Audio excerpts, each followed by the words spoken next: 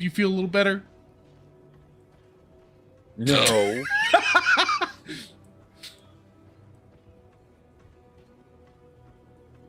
Where are we going? I'm hungry. There's stuff at a gas station. Own your truth. You know, it was difficult. It was at first.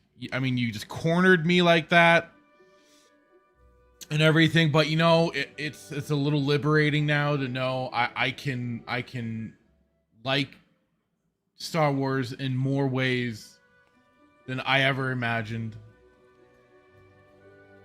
Dave Filoni is the savior of Star Wars.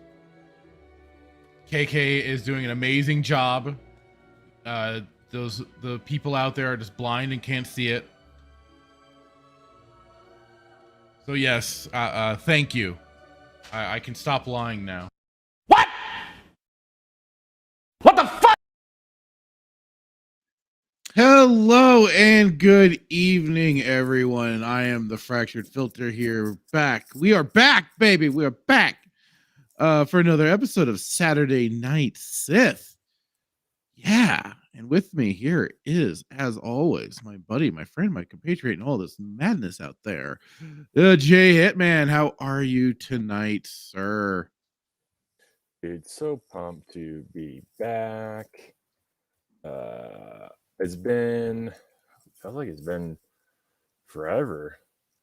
It really, yeah, it's been a little bit of a long spell there since we've been doing this. Yeah, Darn it. a little bit.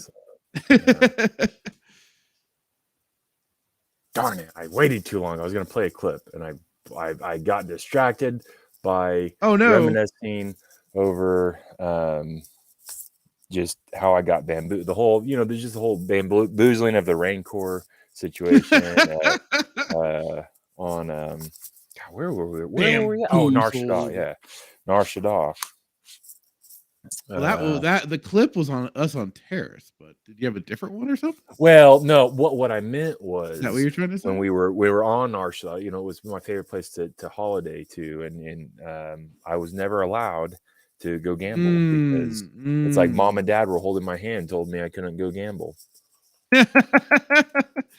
I mean that there's a degree of truth to that, Like every time I remember we were there, and you're like, no, come, you can't gamble. Yeah, we like I even said in the clip, Sheester's kind of our Tard Wrangler. He keeps us going. He keeps us on the right path.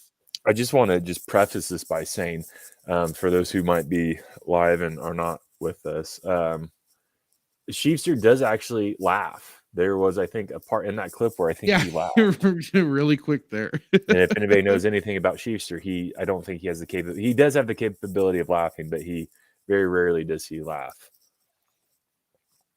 He's reserved, and he keeps that laughter for the right moments. He did laugh when we were in agreement. Well, maybe we'll get to that later. But how was your days? I heard that you may have done something on your days off. Oh, like finally go and see a movie. A movie that I heard did not necessarily live up to maybe the 2018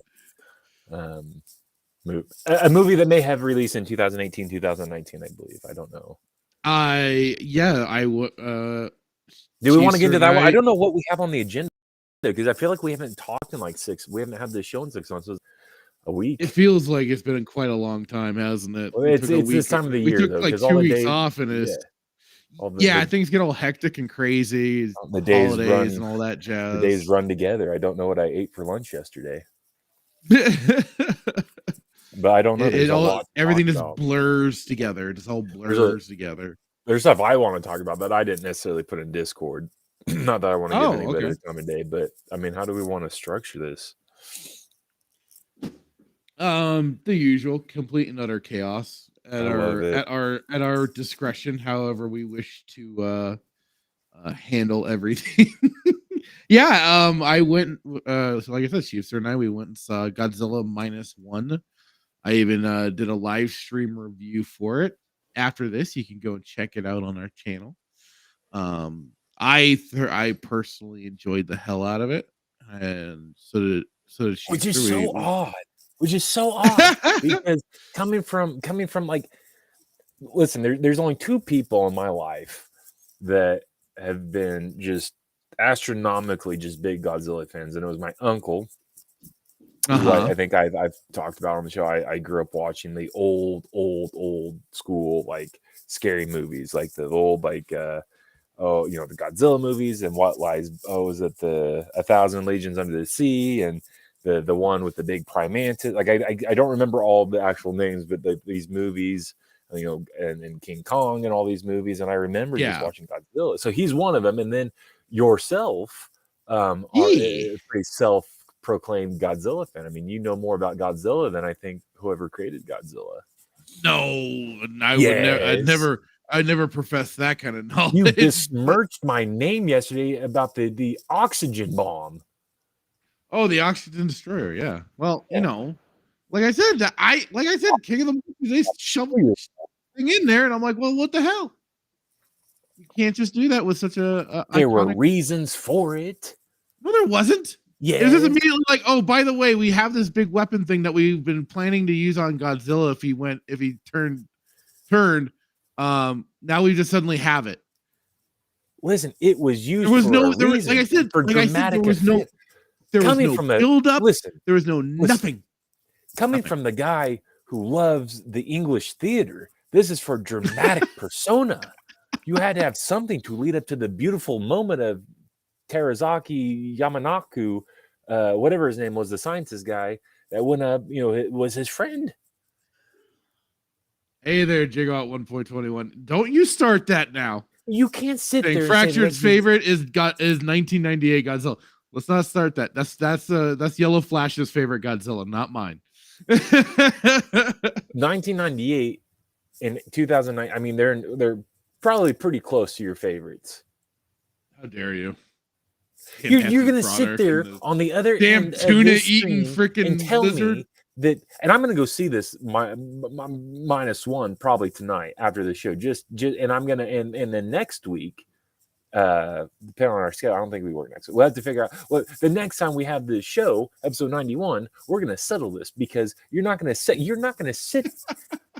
there and tell me that this movie beat King of the Monsters. There's absolutely unequivocally no way that there's not a single, maybe outside the old dubbed Godzilla movies, King of the Monsters, best to one, eat humble period. pie, sir. Prepare to eat humble pie. Best King of the Monsters. That's why they named it King of the Monsters, because this is the King of the Godzilla movies. This is not my opinion. I would rather watch. Don't you even finish? I would rather watch the Raymond Burr King of the Monsters than the new King of the Monsters. Are you kidding me? Yes. Are you kidding me? Yes. We're doing a poll. Yeah, I'm not even gonna drink my drink. You're gonna. This is a show where I wish we showed our face, because I look stupid right now.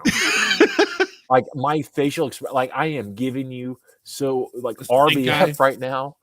The stink eye, like a Squidward stink eye at you.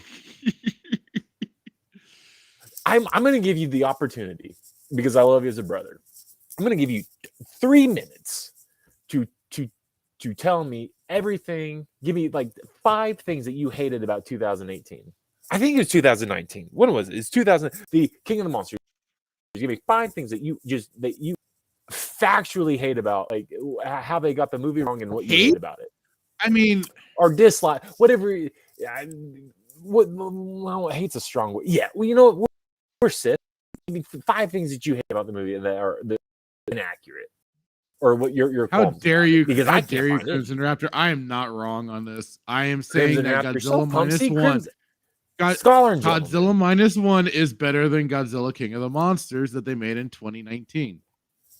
That's what I'm saying here. Where is Static? I don't know. He's stand by. Before we start this, He's oddly missing without putting out the no sheaths or no peace. I mean, I'm before we start this fist fight, I need to. Yes, go ahead. Hello? I'm trying to send him a message.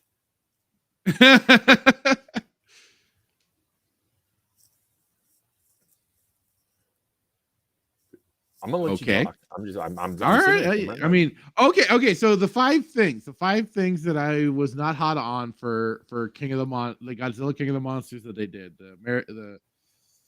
So okay, one, yeah, the forced in oxygen destroyer reference / usage, and then of course it's the overly stormy, dark out fight scenes that disrupted most of what we could even see half the time. To me, it's just basically a bad ripoff of Ghidorah the three-headed monster. Was his name Serge Tanko's version of the Godzilla Blue Oyster Cult's Godzilla? I don't like that iteration very much. I like the original. I prefer Blue Oyster Cult's version.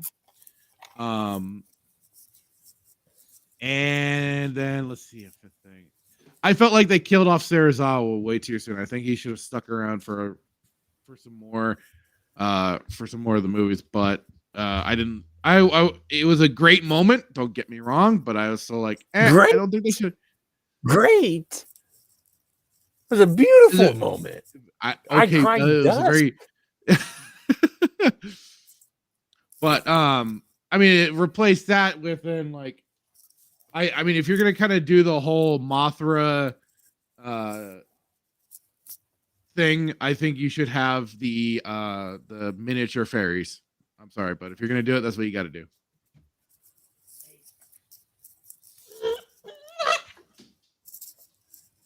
So yeah, those would be some of the things that I'm like, yeah, you know.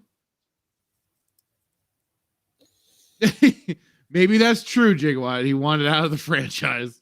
Already saw the writing on the wall for Kong and everything. Hey, Static, there he is. No Sheepster, no peace. Oh, I need Static out here helping me. Static, you've missed it. Fracture has the audacity to say that -1 is better than 2019 King of the Monsters. I would like to just launch myself through this screen. I'm sorry, but -1 is better than King of the Monsters. I just don't. I haven't even seen the movie, and I can tell you that's probably not the case based off just King of the. I've watched King of the Monsters. I can't. Mock Rider, hello, and I'm sorry to hear your cat's dead. That sucks, dude. Sorry to hear that. I watched this thing in theaters probably like 4 times, something like that. The greatest moment. I mean, there's so many great moments, but like when Godzilla just charges up, that scene where he tries, say magnifique. That's somatic genius right there. When he blows his his blue radioactive. I don't even know if he was radioactive at the time. The blue fire into the sky, like you tell him, like I just. So many ways. And then Ghidorah, like when he the bomb, when Serizawa, sacrifices himself. The most beautiful moment. It was a very great moment. Took his helmet. Listen, who would you take your helmet off? Radiation heavy. who would you take your helmet off in the midst of radiation for?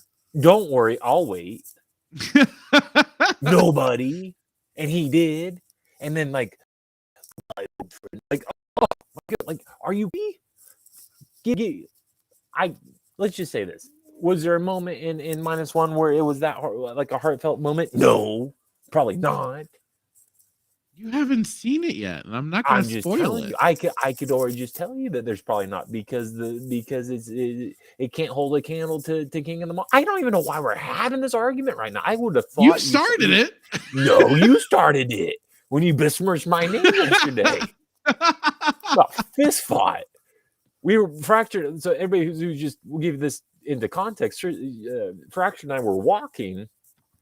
And this conversation came. Well, first of all, he was just being petty because I told him it was just a terrible movie before he even saw it. And then he accused me. He had the audacity to say that I didn't see it. I mean, he was right, I didn't, but he still called me a liar before he even knew that I lied about it. Called me out. I was like, you haven't even seen it. I was like, you don't know. It's like, anyways, we were walking, and then he was like, he just said that I just can't. He just you're just like, you're attacking the movie. I think probably Kong versus Godzilla was probably better than -1. I don't know. I haven't seen it. That one was pretty bad, though. We are in agreement that that's bad. But I just don't see how you can, like, King of the Monsters will probably go down as one of the greatest Godzilla movies of all time. Mark my words, at 4:22 p.m. whatever time zone we're in. I'll be happy to serve you some humble pie with that. I'm gonna go. Okay. All right, I'm gonna go watch this. I'm gonna go watch this show. I'm going to take a Vivarin, staying alive with Vivarin for those of us who are old. Get through this movie. And then we will settle this Saturday. But I can already tell you, I'm confident in saying that King of the Monsters is king of the movies, King Godzilla movies. Listen, this is how powerful he took one step, and then Ghidorah just evaporated. No, like, beautiful. I'm not denying that there were certainly some cool moments and everything. It just, some the whole movie, the whole 2 hour 19 minute. Like, how long was it? 2 hours and 19 minutes. Stand by. I'm looking this up. He's looking it up. Okay, let me get to some of these comments really quick while he's looking that up. Yeah. So I guess Crimson Raptor saying fractured acting on his out of the theater emotion. Like it is, you could go and check out my review if you've seen the movie and you don't mind spoilers. I talk about a lot about the movie. Like, there are a couple of things that I do have problems with that movie, but I feel like it's an overall better experience personally. So, Static saying he hasn't seen -1 yet. If it's a movie you're interested in, check it out for sure. Gigawatt. So, dumb question. Why is it called -1? Honestly, I don't, because it's so bad. That's the rating. That was the rating that they gave. I don't know the naming convention. They might have. I maybe there was something that I missed in all of it. You have to admit, that was pretty funny. I made myself laugh. But I did not catch why that might have been considered -1 exactly. So, but I don't always pick up on certain subtleties and stuff like that. So, Static Hitman is fired up. I feel like I got this on 1.5 speed, and no Crimson Raptor, no Kong. That'll be for the MonsterVerse side of things, as they've been slowly but surely starting to pump out some things for the whole what was it, Godzilla, Kong, New Empire, or whatever the hell. So they're starting to slowly but surely gear up for some of that stuff.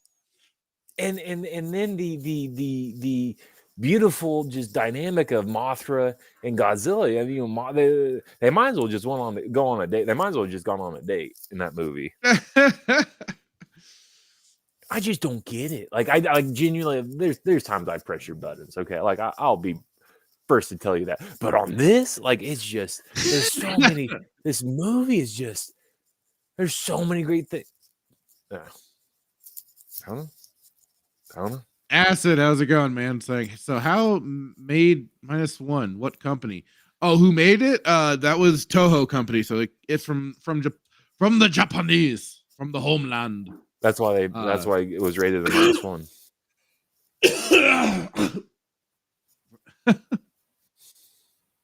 I'm gonna go tonight. I'm gonna go watch it. I'll probably what I'll do. Who made -1? What production? Probably what I'll do is Toho Company. Is I'll go watch this tonight, and I'll put King of the Monsters on, and I'll watch both at the same time, and then compare them both. They're kind of different beasts altogether. What do you mean? Well, how Godzilla looks? No, in terms of like structure and setup, and then the fact that this is a Godzilla solo movie. This is not a Godzilla versus movie. Anything? No, it's Well, I is mean, this I like an get origin story? it's basically Godzilla versus the humans, I guess. Yeah, but not like another monster. Is it not No, like an origin story? it's kind of a new origin story. Yes. Okay. Let me ask you this: is Godzilla the anti-hero in this movie, or is No, he just he's straight full up just like villain. out? He's more. I mean, they've been doing like because this has been Toho's edict is that he needs to be portrayed like more as a force of nature, a beast, and stuff like that. And not a And anti-hero, well, not or just like a hero? also just not like they did during the Showa era. Oh So, yeah. but that was like something that got snuck in for the Kong Godzilla when in the scene where they Did had you not like that era? Godzilla. I love the Showa era. It's a lot of fun. And Yeah. I think that the MonsterVerse might serve from having a little levity. And I chuckled myself when they did have Godzilla kind of snort and laugh at Kong when I Mhm. forgot what happened exactly, but it was just Oh. that one. But that was like kind of I guess the director kind of snuck that in because Toho was not really getting behind that sort of stuff. But I just couldn't get behind the I thought Kong I thought that versus. was a funny little thing to do because I mean that was already like to the point where we're already kind of going bonkers. So why the hell not? Well, they went bonkers when they decided to have some type of hammer made out of a Yeah, out of the Godzilla's dorsal plate. scale. Yeah. Yeah. Who directed that movie? Because he needs to Hey, Fook revoke his Norris he needs to saying revoke. wouldn't Kong be much smaller anyway? I mean, Godzilla's the size of the building, but Kong climbed a building. I mean, yeah, they always find a way to magically increase Kong's height. Steroids. He was taking actually fun He's fact. I on found out that performance enhancing drugs. Yes. no Kong actually took the same testosterone as Liver King did. Oh, that explains it then. That Yeah, explains. fun fact. Okay, so And then told his a good doctors he. we've got some people here now, so I'm gonna debut my new little look that I've slapped together. Yes. You saw it already, Hitman. Oh But yes. Very we're impressive. this is one of my favorite times of year. I always enjoy it, so just give me one quick moment, everybody. I'll be right back.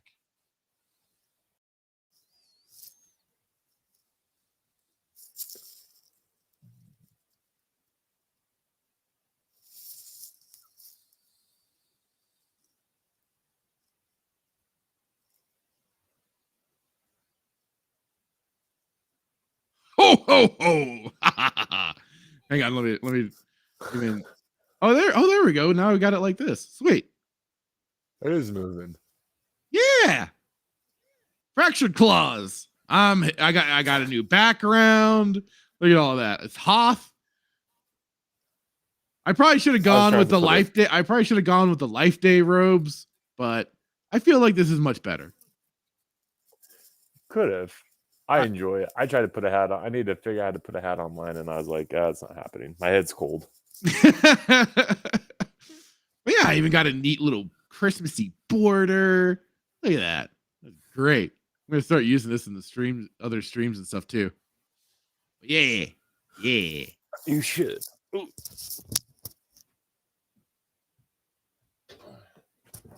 Well, Static, that was kind of my fault. I should have told him to like keep talking or vamping or whatever, but that was my mistake. I should have been like, dude, build some hair while I do this. That's on me. Let's see. Crimson Raptor saying, oh, it looks like Godzilla, but due to international copyright claims, it's not. Still, we should run like it's Godzilla, though it isn't. I just like I said. Even Mall Santas have to take a break every now and then, so I'm here. I'm here to have some fun.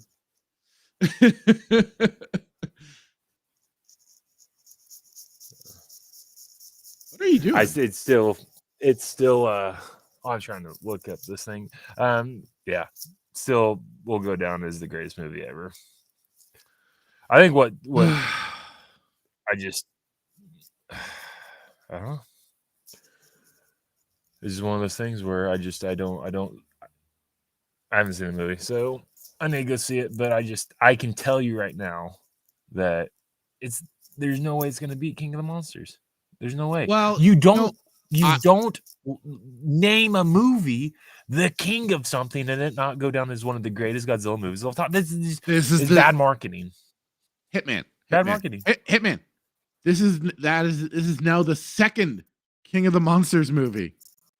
The second. The first. So they took. Excuse me. They took the 1954 Gojira and repurposed it, basically, inserted an American actor, Raymond Burr, and inserted him into scenes that he was not there originally, of course, because they were trying to put an American face on it. And they called it Godzilla King of the Monsters. This is all speculation at this point. I know, but oh my God, it is not speculation. They did that. Nothing confirmed on this. See what I had to deal with, Facts. People. See what I had to deal with? Facts. We need factual evidence. I am presenting factual evidence that this is the greatest Godzilla movie to date, outside the original Godzilla movies. Plain and simple. Nothing subjective about it. Objectively true. He destroyed exactly. Perry Mason. Perry Mason was in the original, and kind of people, as people probably say, a bastardization a bit, because they did change some of the tone of the movie a little bit, but otherwise it's kind of there. They just forcefully inserted Raymond Burr into a bunch of scenes. Static asking, the Godzilla movie with Millie Bobby Brown is the best Godzilla movie. See, what little Stranger Things girl. Huh? I missed it. Yeah.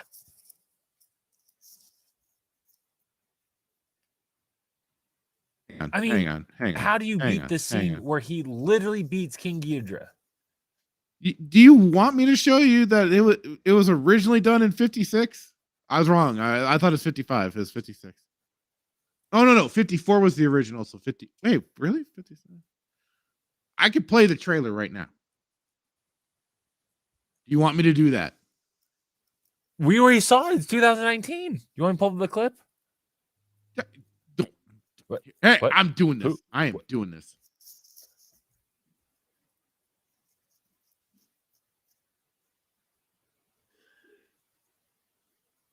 Where's Sheefster at, man? Godzilla, King of the Monsters. You made this on. No. Surging up from the depths of the sea on a tidal wave of terror. They even changed the roar. Oh my God, I've never seen that. It's alive. A gigantic beast stalking the earth. See? All before it oh wow, they changed the roar and everything. Jeez, that's messed up. But in the movie, it's the original roar. Godzilla, King of the Monsters. Oh wait, I think I have seen this. Wiping out a city of 6 million in a holocaust of flame. Jet flames cannot destroy it. Bombs cannot kill it. All modern weapons fail.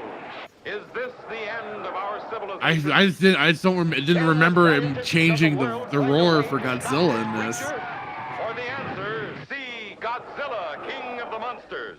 You may wish to deny it. I love Raymond Burr. He's the news reporter. Oh God, what do they call him? I'm blanking now. Steve Martin. They called him Steve Martin in the movie before the comedian came along. Than any ever written by Jules Verne. More terrifying than any ever shown on the screen. Awesome. Incredible. Unbelievable. A story beyond your wildest dreams. Dynamic violence. Savage action. Spectacular thrill. They'll even probably have the they keep saying Godzilla, King of the Monsters. Beyond comprehension. Gripping beyond compare. Astounding beyond belief. The mightiest monster of them all. See Godzilla, King of the Monsters. Even back then. Ghidorah? He didn't beat Ghidorah now. That's the whole thing you were saying.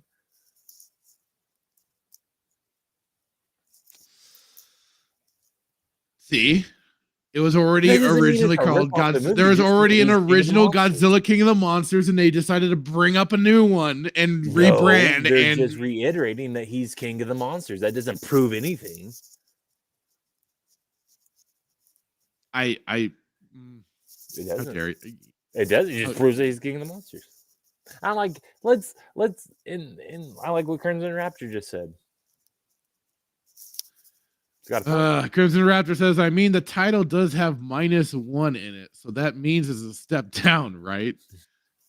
Or it's -1 from the original, so it's like it's taking on a new form, right? It's the new, it's like exactly a prequel. right. It's A new minus form. minus the It's first minus movie, one to minus King the of the first Monsters. movie, minus It's the minus original one to King of the Gojira. Monsters. King of the Monsters +1. This one -1. God damn it! Positive being good, minus being bad. Negative. -1. We should go on to Rotten Tomatoes and see what they're rating it. Probably -1. What? God's you want me to bring up Rotten Tomatoes? All right. I don't like Rotten Tomatoes, but I'll bring up Rotten Tomatoes.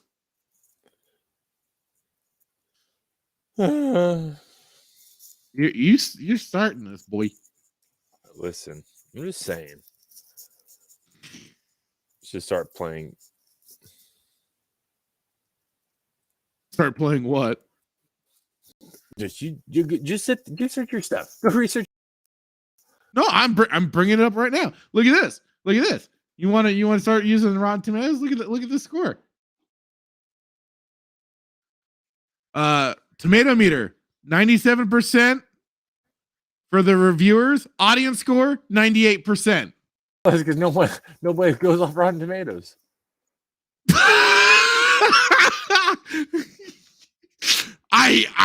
God damn it. You are killing me here, Smalls. How am I killing you? Let's do this. I don't know if this is gonna play. Oh, I don't know how to do. Did I just hear Megalon or Gigan in the background there? Who, me? Yeah, you. I'm not. No, you didn't hear anything to me. You okay? So right beneath the screen here, there's share screen, just like StreamYard. I know. I gotta get used to this because we're going to Static saying, from what I've heard, everyone loves this movie except Hitman. I'm gonna try and see it tomorrow. He hasn't even seen -1 yet. What do you mean? Yes, I did. It's terrible. I saw the reviews. No, you didn't. You just said it earlier that you haven't watched it. Okay, we're gonna. Oh, I'm gonna just show you a clip of just cinematic genius. Okay, tell me if you can see this. And I can see it. Yes, it's not playing now. is it playing? No, it's really like chat. It's playing like shit. No. Put it in the private chat. I'll put it up.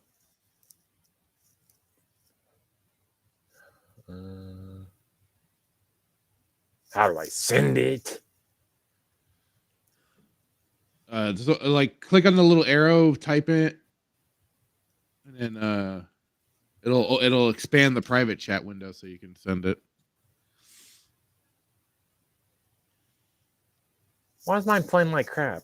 That's stupid. I don't know. It might be your internet. I don't know. Or it might be restream. I don't know.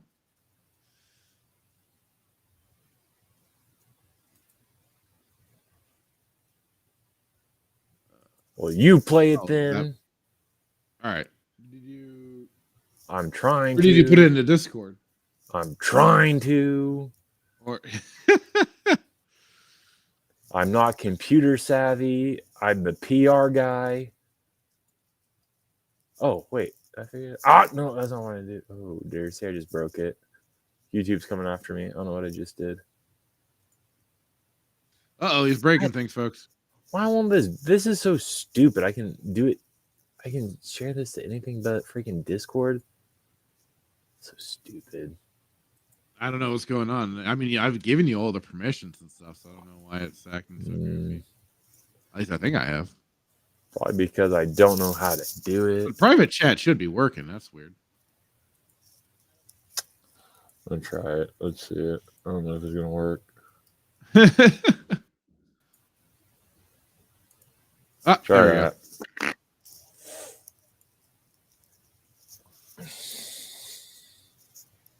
All right. Let's get that HT bitch on. Yeah, baby. All right, here we go. He's don't sound so excited. Well, Static said WTF. I'm guessing to maybe you haven't seen the movie. I don't know, or maybe trying to play that clip a moment ago. Curtis is saying between the dead air and the tech issues, Hitman is totally boomering the stream. Well, you know what can be said. Like I said, the dead air thing that's all me, or at least earlier when I disappeared for a moment. All right, here we go. I don't know what we can get away with for this, but let's go. So pumped. Okay, got. Oh. Yes. Oh, it even froze for me for a moment. There we go. Yeah, see, yeah.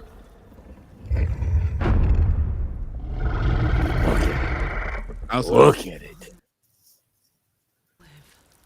Maybe it's restream. I don't know. Or is this what we've all got going on? I don't know. Hang on, let me change the quality maybe. I'm breaking down a pig.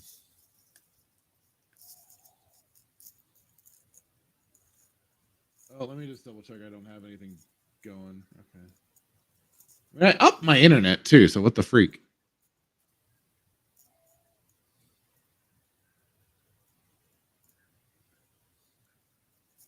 What? Stupid thing? Never mind. What'd it do? Oh, well, now I don't know what the hell's going on with this thing. But for some reason, there it goes. For some reason, my VPN is active. Vamp for a moment, if you can, to start talking about your love for this. I'm going to disconnect my VPN really quick, and I'll be right back. Is your VPN doing it? I think it is. Let me just take that off, and I'll be right back. I don't know.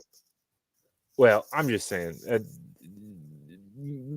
This scene, there's so many scenes. I just don't understand how I'm going tonight. That's all I'm saying. I'm gonna go. I'm gonna watch it, and then next week we're gonna. Okay, I should be back. Let's see if it worked. All right. Hopefully, that's not even like the great. That's not even like the best scene of the movie. That's just one of the one thing I would. Well, I mean, that's the climax of the flick, and no, the climax was like goodbye, old friend. That's one of the climax of the movie. Oh. Yes, I'm not rational.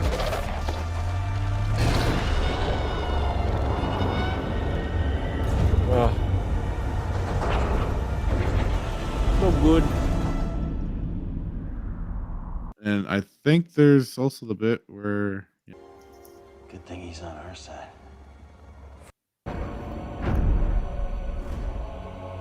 Well, I was gonna say something and I just kind of lost it. Well, yeah. Like my brother and I were talking about this. Like, there's so much. I feel like it's overly done now for the charge up of the beam, and I blame Legendary for this because there used to be a time when Godzilla you saw the spines flicker really quick and that breath fired out, and then all hell broke loose. Now there's this. There's too much ceremony to the whole spines and then blast. They even did it in Godzilla -1 where they do this whole thing of showing the spines. It was in the trailer where you see the spines jutting out of his back. There's this whole moment, and then finally shoots the beam. But I mean, this is the same stuff. And this, it's like, come on, just freaking do it, man. Do it. You just can't do it. You just can't do it. Discount Tiamat -2. I mean, that was the thing. Even Ghidra lost its original kind of look. Oh, Sheefster's in the chat saying lame stole his move and form from Heisei Godzilla. That is true. The burning Godzilla look. Yeah. You know, here's the thing. All of less than 48 hours ago, Schuster was on my side. How quickly he switches. He sat there. But he's like, on the only side he's on is his own. This is true. This is very true. And late, you see this when on Sunday Night Shenanigans when he just tar wrangles everybody for his own benefit. Oh, that's why he is Schuster. Like he's the one puppet mastering us, and we're just we're like the Darth Maul and Grievous and Dooku's just being led along by Schuster. That's all we are. His ulterior motives. I just, like I said, what did Schuster think? Did he like it? Pretty sure he said King of Monsters was better the other day when I was talking to him. I don't believe he did confirm. But I think he did, because he also said that you love Rolos. So I mean, Schuster, can you confirm? Did you like King of the Monsters more than Godzilla -1?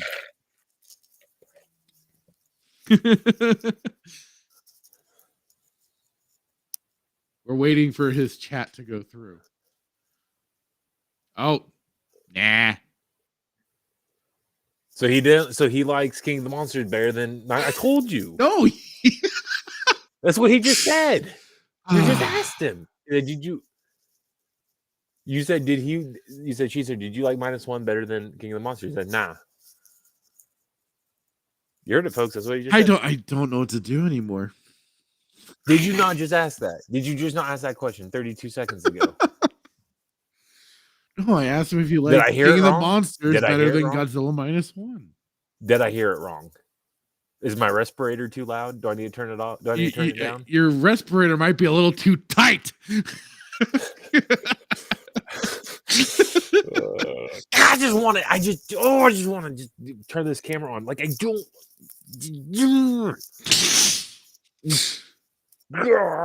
You can't. Let the hate flow through you.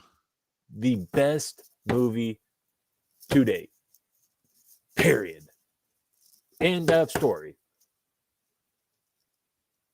Well, that just sounds so definitive. Godzilla. How can I deny that? You saw it. You saw King of the Monsters. I did. Yes. I just have problems with it, and I don't think I like it. Your problem is the Oxygen Destroyer. That's the only thing. Oxygen Destroyer. I don't like the remixed music. The what? The remixed music. Oh, come. That music is it was like overly done. Oh, overly done. Please elaborate. I don't think you needed the extra taiko drums and stuff to go on for Godzilla's theme song when it works just so perfectly as the orchestrated way that Akira Ifukube did it. It's called dramatic effects. I just have my preferences. That's all. And I'm not saying this is your Tyler's preferences, okay? Tyler's preferences, but to quote Ben Shapiro, facts don't care about your feelings. This movie's better. Oh Lord! I'm going to buy this. I now know what your Christmas present is going to be. I'm so pumped. Let's go.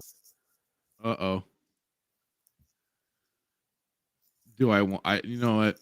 No, I'll let it be the surprise that it ought to be. Let it be a surprise. And Schuster's in the background. Question: Have you been watching any of the Godzilla Monarch show or the Monarch Monsters whatever show? No, I don't do shows because I feel like everybody it's just going to be the same like Amazon doing what they did with the I don't even know what show. What was it? The Lord of the Rings. Monarch Legacy of Monsters. Yeah, no, I haven't. I don't like shows. I don't think shows get it right. I don't think they get the shows right. Did you like it? Did you enjoy it? Did you put a tweet out saying you enjoyed it? No, I haven't been enjoying it very much. I'm finding it kind of pointless and stupid. I thought you had posted something about it. No. What I've liked is what I liked was like the World War not World War II, but like the flashbacks to when the three people were effectively setting up or kind of getting Monarch built. And I like that aspect of seeing it. And then I was hoping for more of like getting to see like the discovery of new monsters and stuff like that. Like I think there could have been there was a really interesting theme, but and then they go to the current day and it's just an annoying family drama with a real annoying twat of a person that I keep waiting for the damn monsters to eat her, but they keep dropping the ball because Kurt Russell keeps saving them. It's just not good. Although some of the best things have been Kurt Russell and his son playing the roles that they are. Yeah. Otherwise, the show has just been the characters are obnoxious. Well, this is where I just feel like the shows fall short. Which is funny considering this is a 10 episode series and they have plenty of time to like do some real fleshing out of characters and everything like that. But in a 2-hour movie with Godzilla -1 did already a much better job than what they're going to do with 10 episodes. Like what the hell? It's really disappointing because there was a part of me that was really like, ooh, I'm looking forward to this. I'm really looking forward to this. No. So unfortunately, I think has not been going well. Hopefully it picks up at some point, but like even this last episode just felt like it was almost filler. No, I think that's just what, and it doesn't matter. Man, I think it's just maybe just for shows that are based off movies, right? I think that's just the trend that we see. It doesn't matter if it's Star Wars. It doesn't matter if it's, I guess comic books would be, I guess, different because they're not necessarily movies. But I will say that some of the comic book movies, well, I'm not gonna say all of them, tend to get it a little bit better than the shows. I just no, like I said, Lord of the Rings terrible. I've not. I think that depends on the property and who's been doing the shows. Because like for some people, like Daredevil. That was a really good show. I like season 1, but the only reason why that show was good was because of D'Onofrio. What's his name? Oh, Vincent D'Onofrio. Yeah, that's the only reason why that show was good, in my opinion. Big angry bald baby. That's pretty we funny.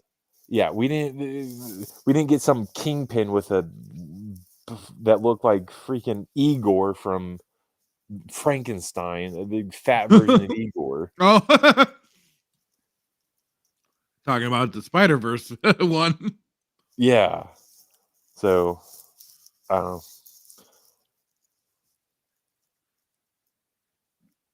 I just can't. Well. Yeah. I don't know. I'm just dumbfounded that you think -1's better. Well, guess we'll find out tonight. We'll do a late after party show. Considering I have to work early tomorrow, unfortunately, no. Ugh. But hey, by all means, you're free to jump on, give your thoughts, all that jazz. -1. Give my thoughts on it. It's a -1. Wow, no. So definitive without seeing it. I just, like I said, when you have such a great, just a fantastic movie, it's just, you are already pre-programmed to believe that it's going to be hard to beat because it's so fantastic. It's like Top Gun, right? Top Gun will go down as one of the greatest movies of all time. And when Top Gun 2 came movies of all time as well. How dareth you? How dare you? You can't tell me that. Did you just sit? Are you?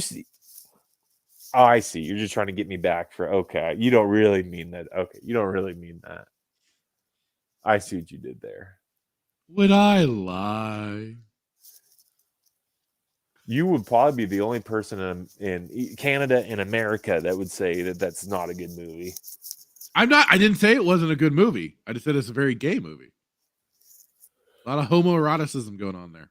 What are you? That volleyball scene, come on. There's a lot of homoerotic stuff going on there. Just saying. Did you not see Sean Connery. No, not Sean. Was it Sean Connery?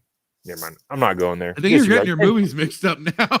No, not going there. Not greatest. One of the greatest movies of all time. One of the greatest movies of all time. I will not go down this path. Yes, Crimson Raptor. I did. I called it gay. Gay as fuck. Good movie. This guy. Gay as fuck. This guy.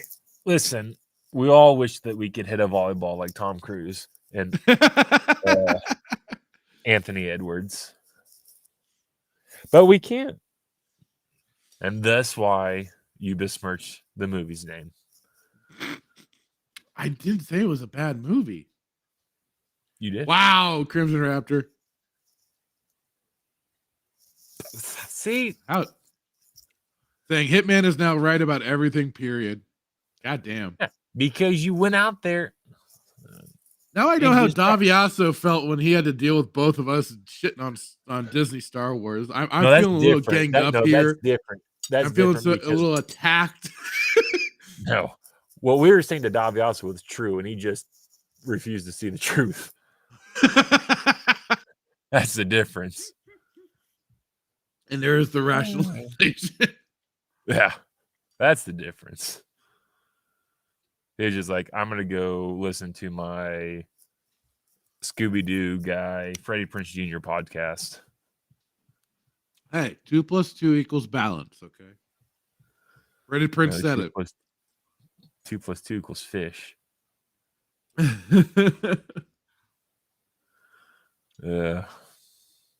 Did we already review the Dark Force thing? Are you sure we did?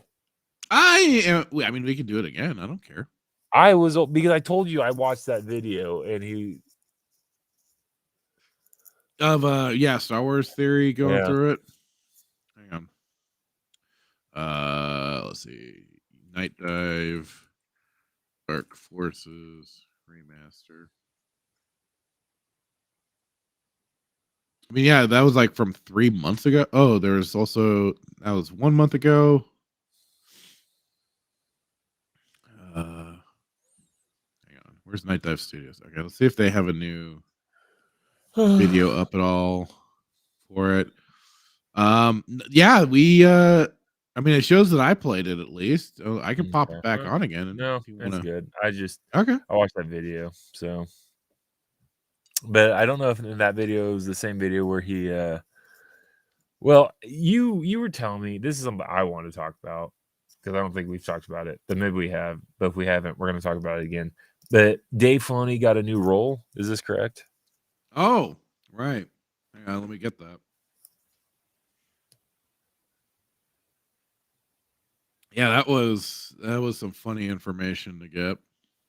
So I did send it to you. Or I'm no? checking for it right now because I could have sworn I also put it aside when I thought we were gonna do the show.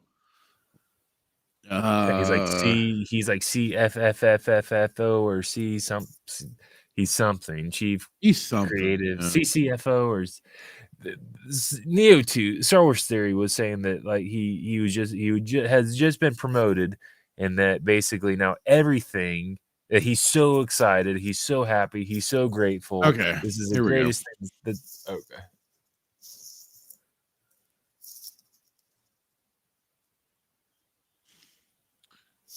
Oh, it's really quick. So yeah, Crimson will take his lump of coal. He said as such. Don't worry. Hey, you're allowed to have your opinions out. You won't get a lump of coal for that. Don't tempt me though. And he said, new role that he's already had. Yeah, but we're gonna get into that. So nothing's changed then? This is the same thing? So I mean, Dave Filoni, promoted to chief creative officer of Lucasfilm, will now work with Kathleen Kennedy at the inception phase on all future Star Wars projects. Not like he hasn't already been a part of it. This is not coming as big surprising news, at least certainly to any of us that have been paying attention. Right. But yeah, so in a move that will this time surely for real 100% absolutely save Star Wars brand, Lucasfilm has announced that they have officially, this is just said, they've officially brought him in as the chief creative officer. This promotion for the cowboy hat clad Kmart cowboy director was first revealed by Filoni himself during a recent interview with Vanity Fair's Anthony Breznican. Quote, now I'm what's called chief creative officer of Lucasfilm, he told Breznican. I think I'm saying that right. In the past, in a lot of projects, I would be brought into it. I would see it after it had already developed a good ways. In his new role, Filoni will now work directly alongside Lucasfilm President Kathleen Kennedy and head of development Carrie Beck in shaping Star Wars' future.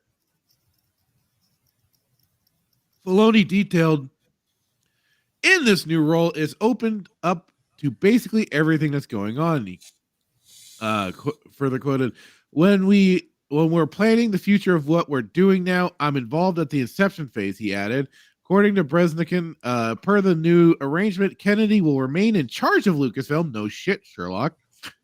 Overall, Beck will bear responsibility for recruiting new creatives onto Star Wars' team, and Filoni will be tasked with offering narrative oversight on all future projects. Elaborating on his new position, Filoni noted, I'm not telling people what to do, but I do feel I'm trying to help them tell the best story that they want to tell. I need to be a help across the galaxy here, like part of the Jedi Council almost. Oh, God. To truly help filmmakers, it was really important for me to experience it firsthand, he continued.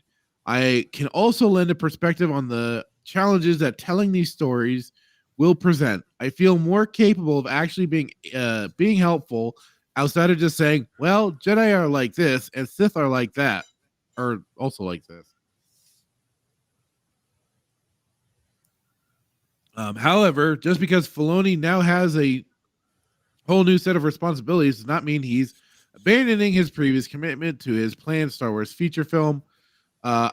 Quote, I'm setting up what seems to be a larger conflict with the Imperial Remnant.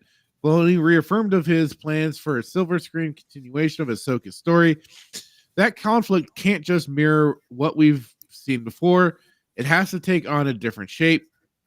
It can't just be the Empire versus what looks like the Rebellion or even the Republic. It has to be visually different. Unfortunately for Star Wars fans, Filoni's promotion to, quote, narrative overseer does not necessarily bode well for the franchise's future prospects, most notably due to his own flippant attitude towards respecting well-established canon. Absolutely. We've already seen that with Ahsoka. We've already seen that with, all these other projects that he's been a part of.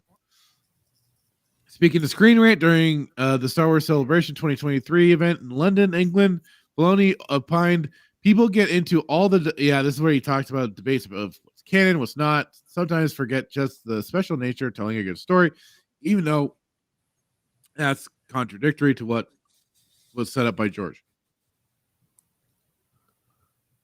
And everybody had their books of continuity and stuff like that via either the novels or the West End Games books that they use for extra detail to go into. Well, let's ignore that, of course. Further quote, part of the fan debate in the past always used to be what's canon, what's not, because there was George, and we always George was canon. He told the outlet, I look at it very broadly and just say there's just a love of Star Wars because I knew George, I worked with him. None of us are going to be him, but we love the galaxy he created, and we are very much a product of it, growing up with it. So yeah, I mean, it's just basically officializing him in this role that he's already had. That we've all suspected he's already had this whole time. Interesting. Oh, okay. Because it was now it's official. Just more now that it's official, yeah. Because let me see if I actually bookmarked it like a smart boy. It was, I saw OG Star Wars. She had excuse me, she had pointed out very much. She had the clipping of like the article or something about Deborah Chow going to Dave Filoni for insights to like what they were doing with the Kenobi series. Yeah, I Shock heard and that. awe. I saw that one. Yeah. Um, was that? I mean, he's been part of Mandalorian and all that. We've seen the problems that have come from what he's done with Bad Batch and how all that is leading directly into the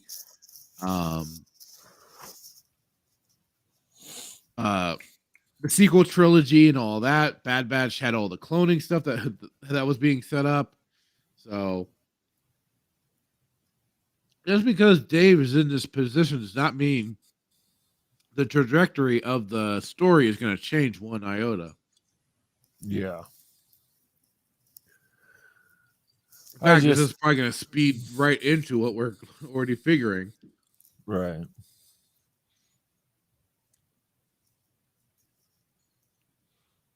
My whole thing was, like I said, I don't want to give any airtime to Star Wars theory or anything, but like again, this is just my biggest issue is you sit there and you say that you love George, you love all this, but like then he's like to sit there and this isn't a direct quote, this is just very verbatim of what I watched, but basically he's so excited that he's finally got this role, and he's like, and now everything he said that I could pull up the video, but he said that everything didn't always go through Dave, but now it will go through Dave. So now we'll have essentially, like I said, what I got from it is like it's the best thing to happen, and he's so excited and whatnot. And he referenced how I think Freddie Prinze Jr. That clown. I don't want to put any words in his mouth, but like basically, I know he was talking about how this Dave Filoni finally get in this role, or it being official is the greatest thing to happen, and now we're gonna have actual consistent stories, which is interesting because we haven't had a freaking consistent story since George sold to Disney. And if you think anything that Dave's done is consistent, then you really don't know what the definition of the consistency is. Well, and I think the only reason like people look at like Andor so fondly and think it's actually good is because I don't think Filoni had much of a hand in that one. Like James Mangold, I think that was the guy that did that, didn't have a lot of interference from Filoni, I'm guessing. Yeah. Which is why you see that as being so different. Yeah. I don't know why people say that, and someone said that I don't understand why people think Andor was great. So people say, "Oh, it's beautiful. It looks Star Wars. It has the Star Wars feel," and that's a whole nother. I mean, we could go down a rabbit hole with that, but I know, yeah. I just to sit there and say that like this is going to be the greatest thing that's happened. So this is what I don't understand. He's backing Filoni and says that this is the greatest thing to happen. But if he's already had this, if he has already had this role, why are you going to sit there and say that this is? He's not stupid. Theory's not stupid. Maybe he is. Like I don't know, but if he's already had this role, but now it's official, how can you sit there and make the argument like, oh, this is going to be good? Like this is going to actually change anything? He's already you're going to sit there and tell me that Filoni hasn't had a role in anything Star Wars. I find that hard to believe. It is come on, bro. Come on. You're seriously. So just because you make it official doesn't mean diddly squat. So nothing's changed. Yeah. No, nothing will change because they're still going to also go ahead with the whole Rey movie. You know they're going to do that. Yeah. Which is interesting because to kind of lend into this, like Crimson Raptor here says, how Star Wars Theory shilled like a maniac over Ahsoka, and now that no one is talking about that dumpster fire anymore, he's saying, yeah, Ahsoka was okay, but it has problems. Same cycle over and over, pretty much. And also, like when he had those live streams with Ryan Cannell and Mahler, they spent so much time ripping apart Ahsoka, and then he still kind of goes back to, well, it was still a pretty good show. Yet they spent however much time ripping it apart, and he was going along. I mean, he's just that disingenuous. He's like, he just nods along and goes along with what they're saying for some of it, but he is even lending to some of the to some of the inconsistencies and stuff. So I get it. You have cultivated a certain fan base, so you might feel like you have to continue to pander to that, but at the same time, bro, you got to be honest with yourself. And yeah, you might think it. In that? Did he backpedal in that? I don't know. He's just like all over the damn place. Theory? Yeah. So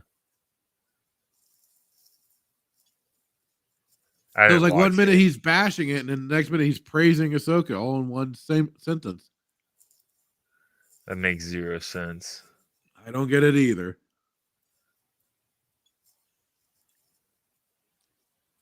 But yeah, so just as I said, when this news first came out, nothing, absolutely nothing is going to change. Still going to be the same old Lucasfilm, same old bullshit. Yeah. The Kmart cowboy can piss right off in my book. And yeah, like even like Tuscan Bob had said on one of the space things, he's like, the first person I'd fire would be Dave Filoni.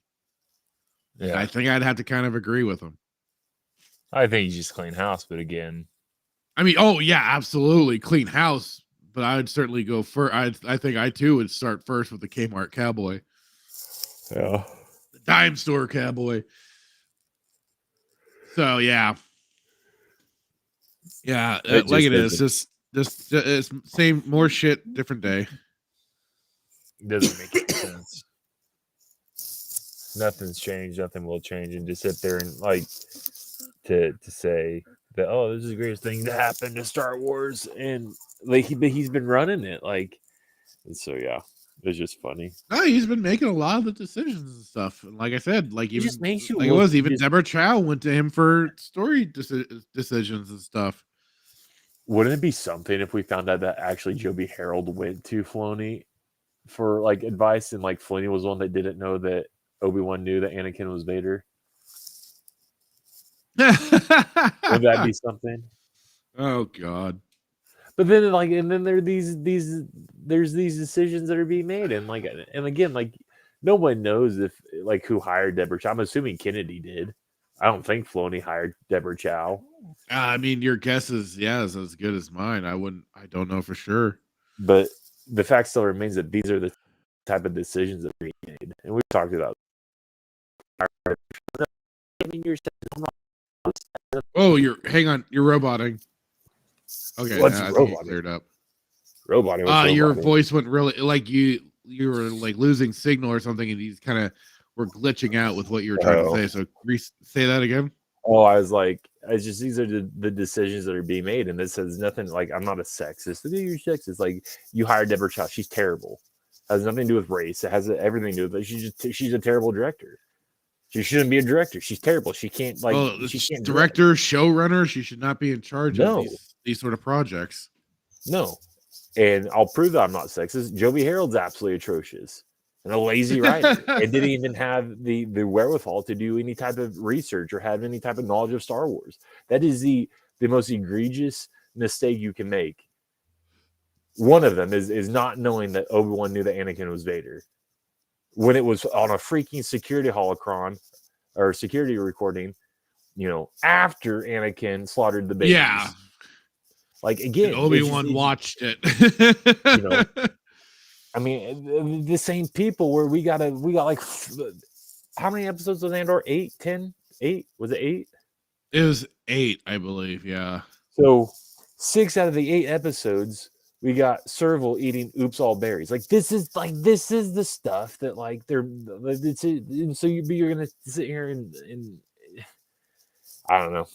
I'm either right or I'm wrong. Either Filoni had nothing to do with any of these projects, and he was just so busy doing Ahsoka and told everybody to F off, or people went to him and asked for advice and he was giving counsel. It's one of the Right. two. But I would be more inclined to believe the first than the latter. Yeah.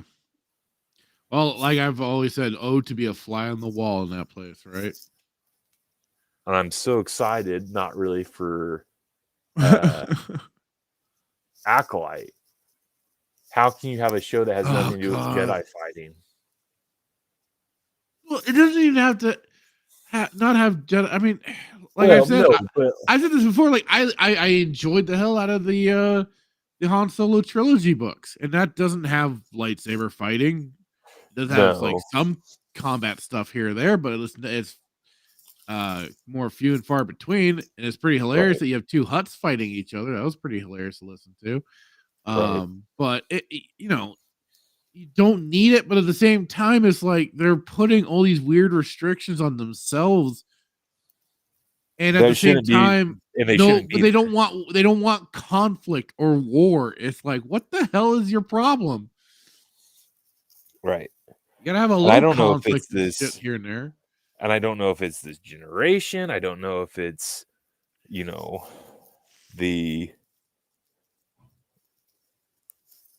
don't know.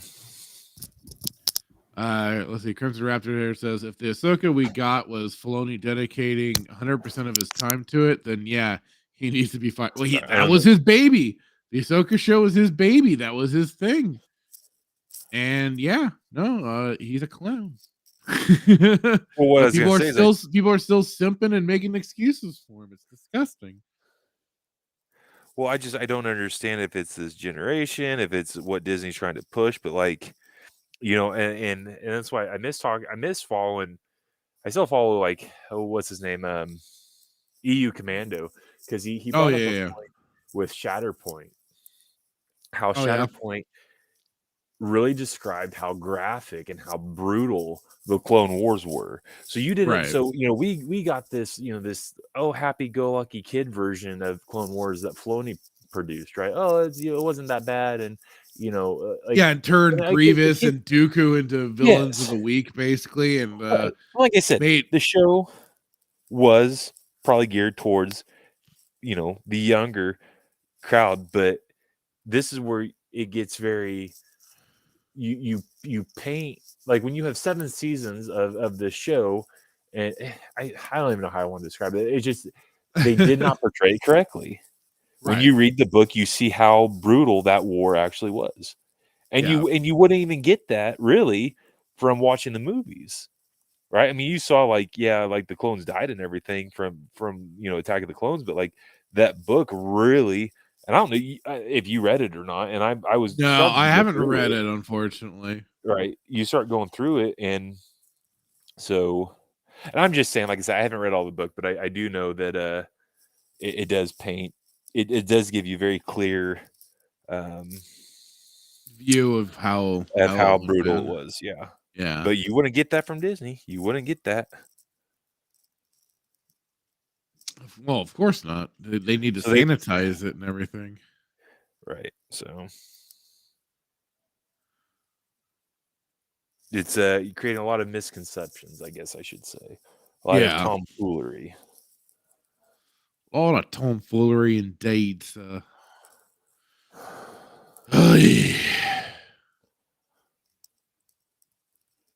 Okay, yeah. Jeez. It's another about Star Wars theory.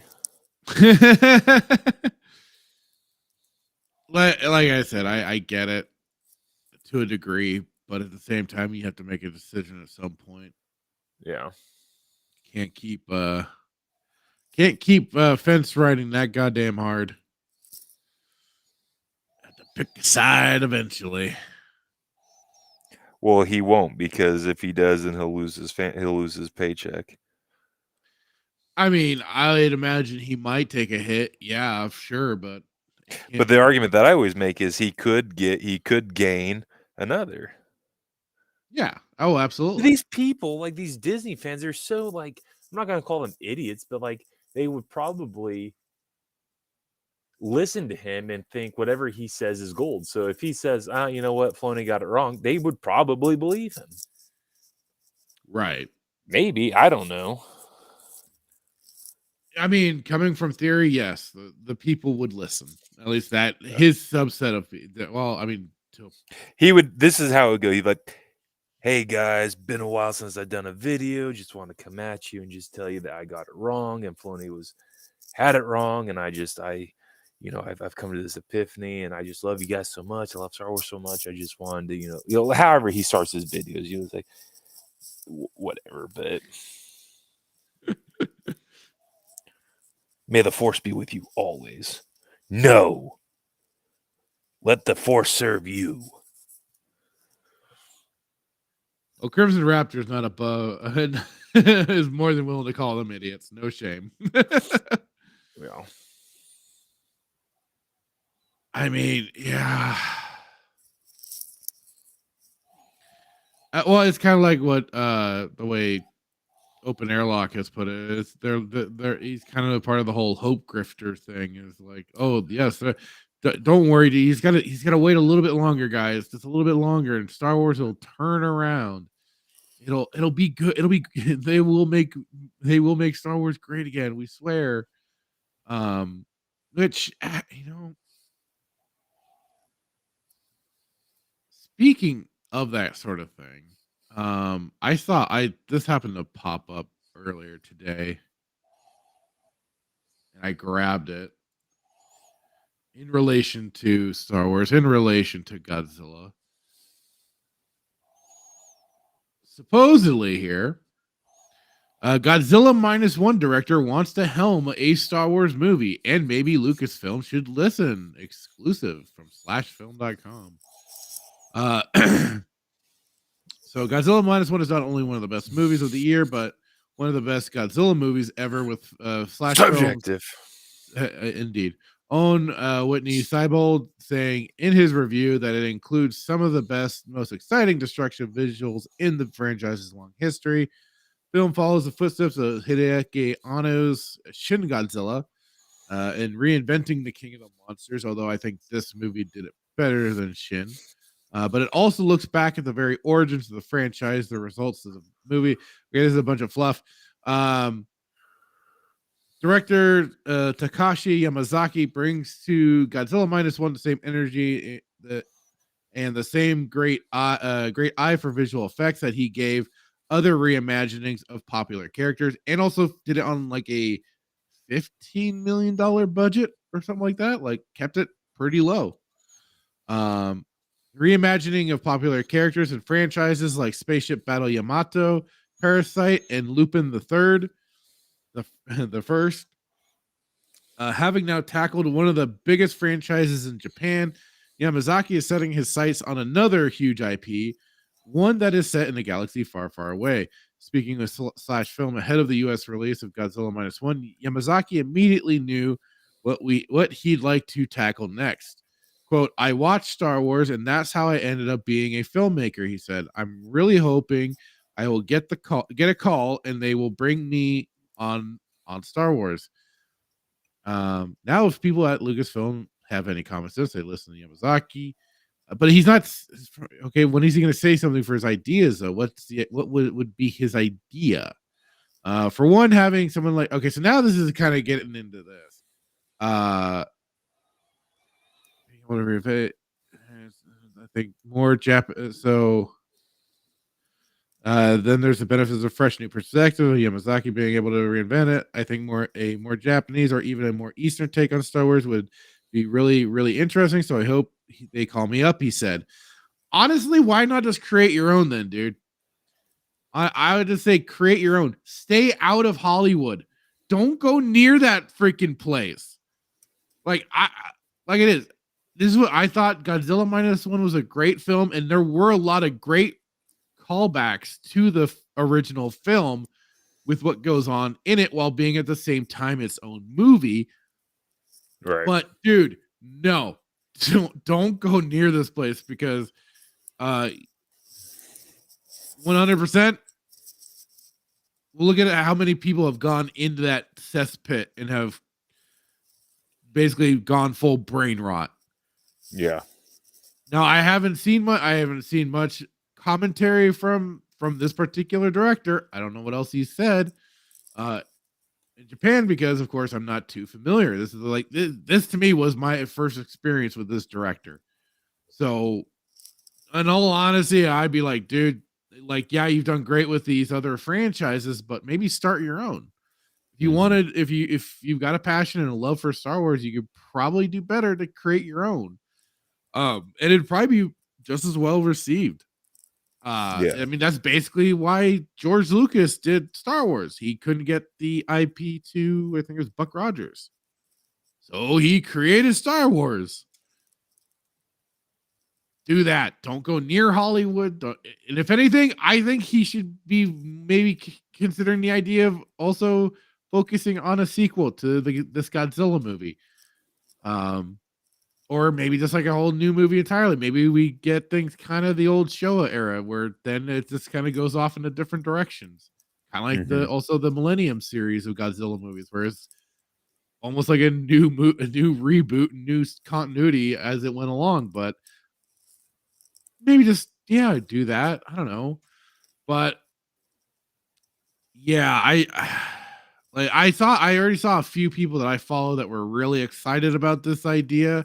I get where they're coming from, but and Star Wars does need kind of a fresh take at this point, or not really because they've already been trying to give it a bunch of fresh takes and it hasn't been working. So honestly, I just think no, just focus on your neck of the woods, making your movies, because the minute you go into Hollywood, that's the nail in the coffin right there. Yeah. So, but that's, I saw that pop up and I'm like, I just have to kind of give my 2 cents on it. Well, you never know. He could be a lot better than he could. I mean, he could end up doing a really good job. Don't get me wrong, but I'm also like, I'm willing to forego that idea. Stay out of Hollywood.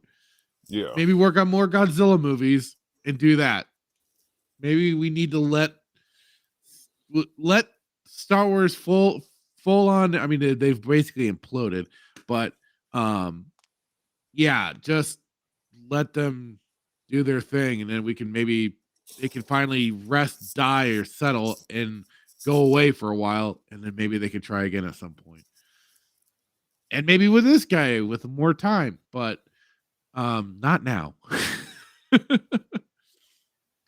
That's just my thoughts on it. So yeah, I saw that article and I just had to kind of go in on it. Like I said, I've just been seeing so many. I kind of want to see. Well, like I said, until I see this movie, I said I would not until I see the movie. But I mean, I don't know. At this point in time, I'm ready for anybody to just take over Star Wars. Yeah, I would be very curious to see it in brand new hands, but I don't think we're going to be seeing that anytime soon. Yeah. Sad to say, it's stuck where it is for the time being. Let's see. Oops. Yeah. That was like the question. That was an easy one to go into.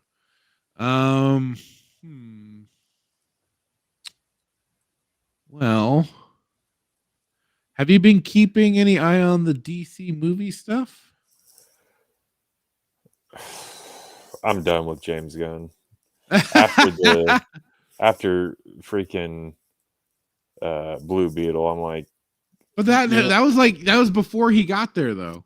He should have shut it down. No excuse. He should have saw. Was it that bad? I have not seen Blue Beetle. No, but it's just good. It's just I have growing up, I used to really like George Lopez. Like I thought he was hilarious. I mean, I used to watch the George Lopez show, but like we've talked about this. It's the fact that he calls Batman a fascist in the movie, and I haven't seen the movie, and I won't see it just based off. Okay, now take that for what it is. He is playing a character. I heard that it was impromptu, and that wasn't part of it that was like wasn't an part of the skit. Yeah. He improvised that little line. Yeah, of course, and that's George Lopez. Like George Lopez hates America, and he thinks America's racist. Which I'm not. You see, that's why I don't get too attached to some like comedians and actors. No, and stuff I know. Like that, like they're inevitably going to say some really dumb shit. Yeah. So, not to be a downer on that one. No, but I saw what you post on Discord, so I've not been keeping up because I'm like, one, they don't have the money to do another movie because they blew it on freaking Black Adam and now this garbage movie. So I didn't even think they had enough money to do another movie. Yeah, mine and things were just like, I guess they had casted a Jimmy Olsen, and the other one was about James Gunn reportedly cast X-Men film franchise star Nicholas Hoult as Lex Luthor in Superman Legacy. So I just wasn't sure if you wanted to maybe talk about either one of those. No, absolutely. Okay. So I've got because like I said, I wasn't sure what you've been paying attention to. But yeah, James Gunn reportedly casts X-Men Nicholas Hoult as Lex Luthor in Superman. I haven't watched a lot of the X-Men movies anyway, so I'm out of the loop myself. Well, I was gonna ask, you're better at it than because I'm not. Dude, I've said, the only thing I've generally watched have been like the Spider-Man movies, except for Spider-Verse, until we watched those a couple weeks ago. Yeah. So look out, Big Blue. According to the new report, DC Studios head James Gunn has officially made his choice as to which actor will be the next to portray Lex Luthor on the silver screen. Per several sources who allegedly spoke to Deadline, Justin Kroll and Anthony D'Alessandro, Gunn's choice for the iconic villain is none other than Nicholas Hoult, who audiences may best know as the actor responsible for playing the Blue Furred in Fox Studios' last X-Men film trilogy. They just say founding proofread your shit. I believe you wanted to say Beast. That's who he played. The blue furred dude on the X-Men team is Beast. Beast. Yeah. Not Beast Boy. Not Beast Boy, no, but Beast. If of perhaps when his casting be confirmed, the British actor will subsequently make his DC debut opposite David Cornsweet's Superman and Rachel Brosnahan's Lois Lane in the Gunn-directed Superman Legacy. As of writing, plot details regarding Superman's next cinematic outing are scarce, as Gunn is doing his best to keep his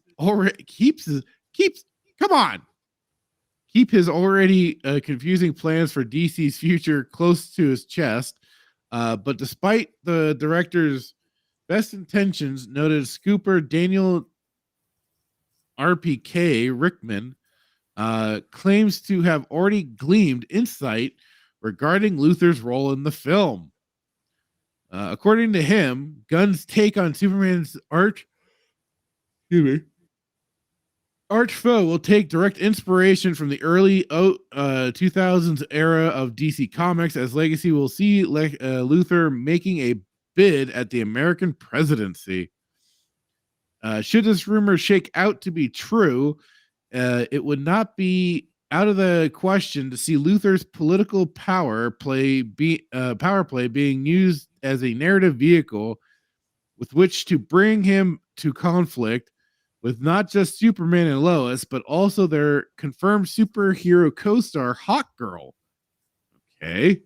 Mr. Terrific, Guy Gardner, Metamorpho, and the Engineer, as respectively portrayed by Isabella Merced, Edie Gathegi, Nathan Fillion, Anthony Kerrigan, and Maria Gabriela de Faria. I can only just sense like complete trouble with this aspect of it already. Like, we're going into election season, and yeah. However, it should be noted that neither the scooper nor any official sources have provided any confirmation as to whether or not Luther will appear in the film as its main threat or as a setup for the future DCU outing. So we've got both, one, a confirmation on the actor at least, but two, we also now have a rumor being thrown into this. Lovely. So nothing. I almost wish that people could just kind of avoid just talking about the rumors in general, but oh well, here we go. To that end, a separate rumor from the YouTube Sil Abdul claims that Superman Legacy's plot will see the Man of Steel and the aforementioned trio of DC heroes each rushing to put an end to a burgeoning Middle Eastern conflict. According to their own personal philosophies, like everything else regarding the film, whether or not this conflict somehow involved Black Adam's homeland of Kondak remains to be seen. American superheroes being caught up in a complicated international conflict and undoubtedly clashing over their own ideals. It may have yet to be confirmed, but it sounds like the exact sort of premise a scheming madman could use to manipulate public sentiment to his own purposes, say running for the White House. That's like, I get it, but like again, we're flying off of rumor and unknown nonsense, you know. I hate, like I said, I hate it. I hate it. I hate it. Hate rumors. They're annoying. Did Doomcock write this, or is it bound into comics? Yeah, apparently it's bounding into comics. Did Doomcock get a job at? Who knows? It could even allow opportunities for said man to tilt things in his favor by hiring a meta-human of his own, possibly one whose desire to redeem himself could allow him to be easily tricked into fighting for any side, such as aforementioned Metamorpho. And when it comes to one of the world's most preeminent technological innovators, one can almost certainly bet that the appearance of a woman whose entire body was composed entirely of nanites, like the engineers, during this conflict could pique his interest. Alas, at the end of the day, what role Luther will play in Gunn's take on Superman, as well as how well Holt will bring the villain to life, remains to be seen. Barring any delays, scheduling shakeups from either WB or Gunn, Superman Legacy is set to take to the skies 2025. So yeah, they'll have time to tweak what they need to, right, for this next cycle coming up. And we'll get probably we possibly will get a very, very cringy freaking Superman Lex Luthor if the rumors are true, and that's the direction they're taking things, is Luthor going for the political end. This, I guess, foresee just being an obnoxious film. But like I said, I haven't seen these the reboot X-Men movies, so I don't know how this actor would do. I haven't seen any of his other roles, so yeah, I don't know on that end. But otherwise, Gary Oldman is just the answer to everything. Cast Gary Oldman as Lex Luthor. Let's go. Be the greatest movie of all time. Is Lex Luthor though meant to be much older than Superman, or just like a little bit older than Superman, or like what's usually like the age range between the two? He was older. He was, well, it depends on which continuity you're talking about. Yeah, so in like Mark Millar's, so Superman Red Sun, which is a fantastic comic. So Superman lands on Earth 15 minutes after. Oh, isn't that the one where he's a full commie? Yes. Yeah, but he lands 15 minutes after he was supposed to land in Kansas. So he ends up lands in the Soviet Union. But in that one, Lex Luthor marries Lois. Oh, And really? yeah. And then so I think it just depends. I think he's older though. I could be wrong, but I think he's older. By how much I don't know. I don't know if the comics ever really to my knowledge, I don't know if the comics ever really fleshed that out, but I always assumed that he was a little bit older just based off that, but he could be the same age. Yeah, but, I just wasn't. Like it is. I haven't. Point, I mean, unless Lois is unless he's dating up or dating down. Lex is dating down. Well, in age at least, yeah. Yeah. So I don't know. I've lost hope in everything DC until like Apple or somebody buys out Warner Brothers is absolute trash. And you know what's so crazy is I think back in the day, like as when I was a kid, I thought Warner Brothers was actually like really good. Well, they like the animated side. They've always put out really good stuff. So I think that's probably where some of that conceptually comes from. The DC animated DC is what's carrying the torch here. But as far as like movies go, they've never had a good movie, and I don't know who produced Christopher Nolan. I don't know what studio produced. I don't know if Christopher Nolan did that. It wasn't Warner Brothers. I know that. I don't know who produced Batman Begins, like Batman. That was he. Yeah, he was the director and everything, and it was under the WB banner. But outside that, there's not been a good DC movie. There hasn't. Outside Christopher Nolan, and that's saying something because this was back. I mean, these are back. Yeah, now you have to even look at it like so. When did that like the last Batman movie? It was Dark Knight Rises. Is it Dark Knight Rises? Yep. That was 2012. So Batman Begins came in 2000. Wow, 2012? Freaking really? Yeah. They have 11 years past that. Jesus. And that was the last movie. Batman Begins came out in 2005. Right. And again, I say this, it's like 2005, you're on the nose. And then 2008 for Dark Knight. Mm-hmm.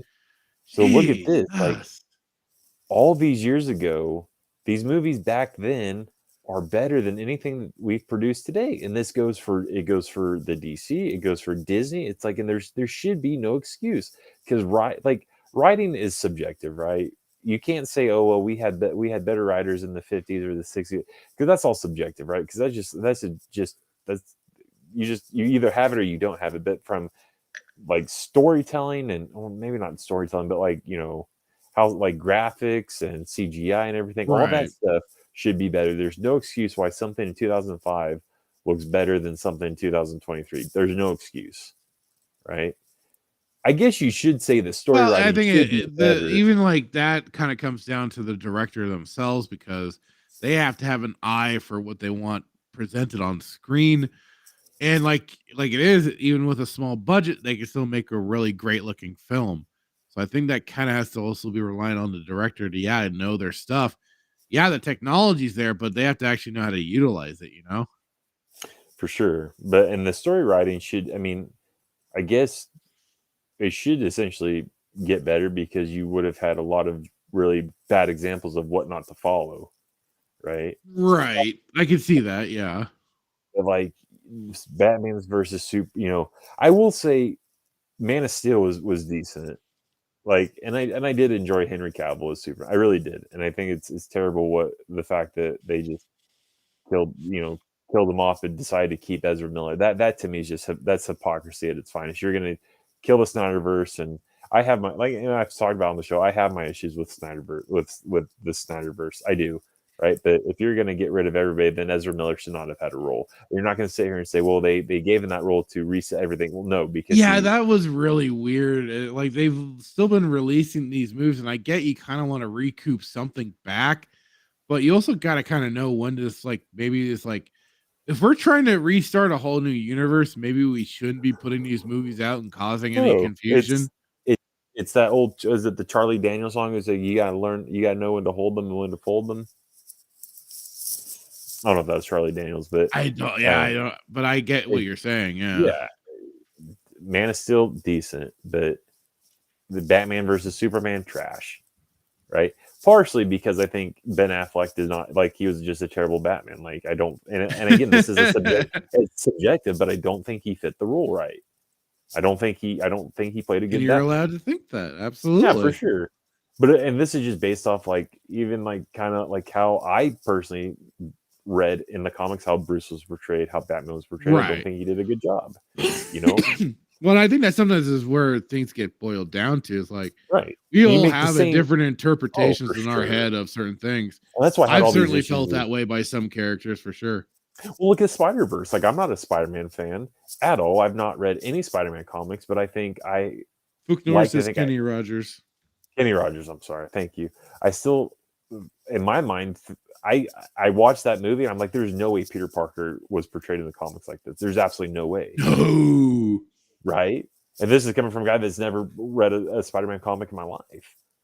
So, but again, what it comes down to is just they're just trash. I don't even know where we're going with that. But with you know, we're talking about rumors and the goofy storylines. And I don't think we'll ever have it. I don't think.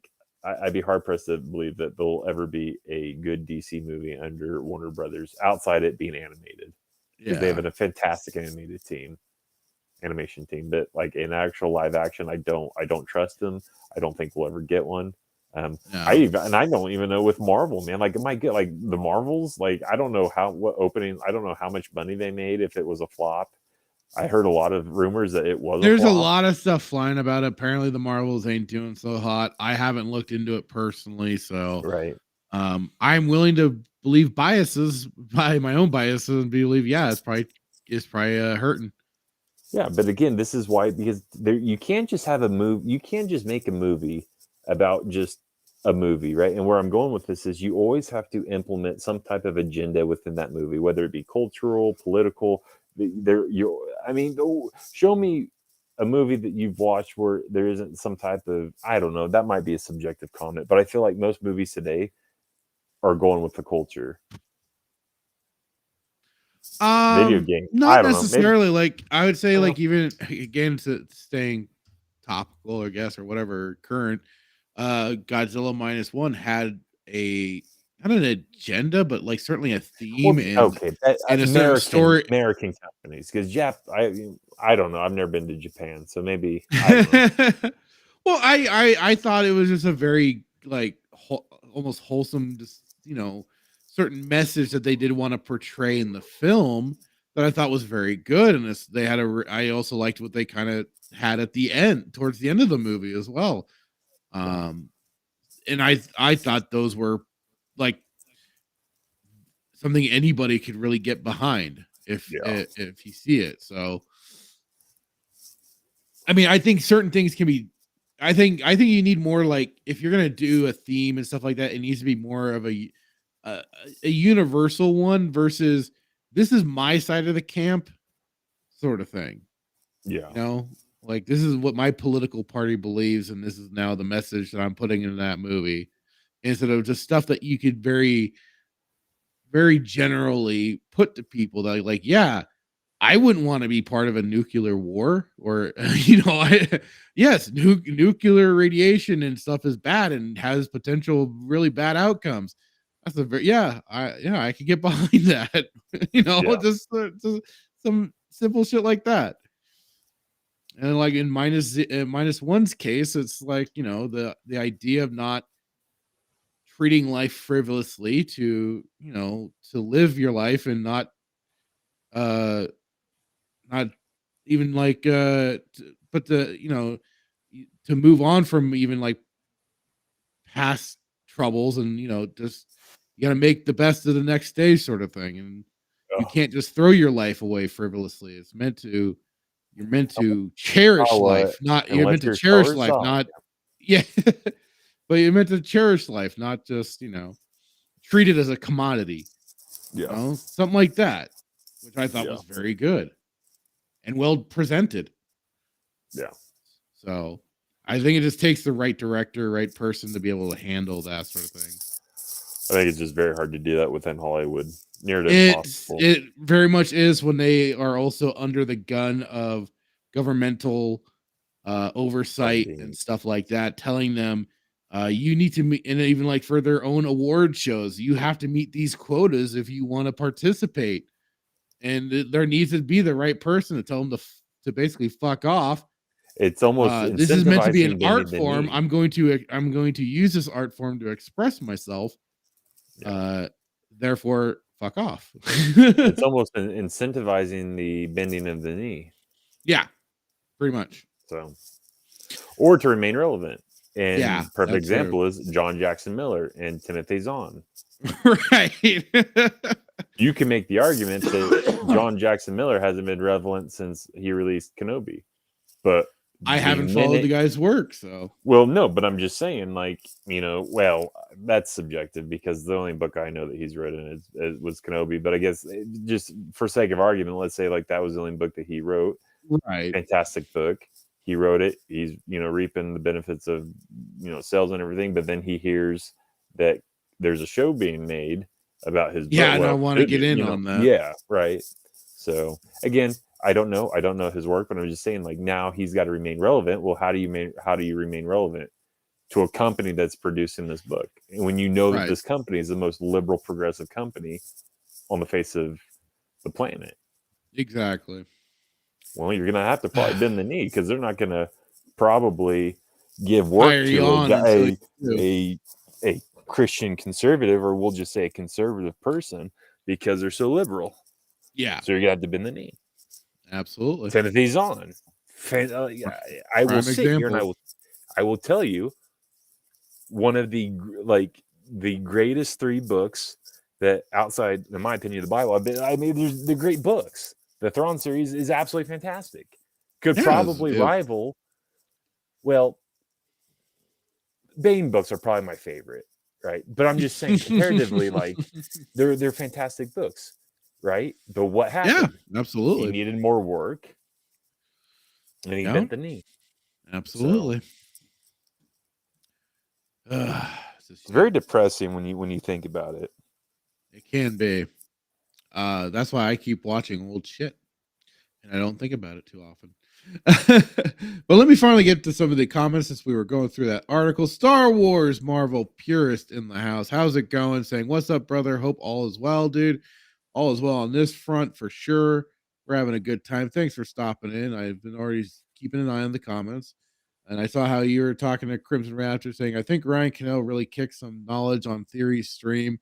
Ryan's a great EU enthusiast. That was the best Theory stream since Mark Fernandez was getting OT creators on. I watched a lot of that stream too, and it was pretty funny to have Ryan and Theory, they're both talking Star Wars, and like it almost felt like he kind of eclipsed him a bit. Eclipse Theory, that is, like, just like really threw or just kind of like took Theory by surprise. I don't think he realized how much maybe Ryan knew. Yeah, he probably was like, oh crap, this guy knows more than me. It's possible. And he said, and someone said, I'm a big fan of Gunn's work all the way back to Slither. That being said, this obsession with recreating the Iron Man phenomenon with lower tier characters worries me.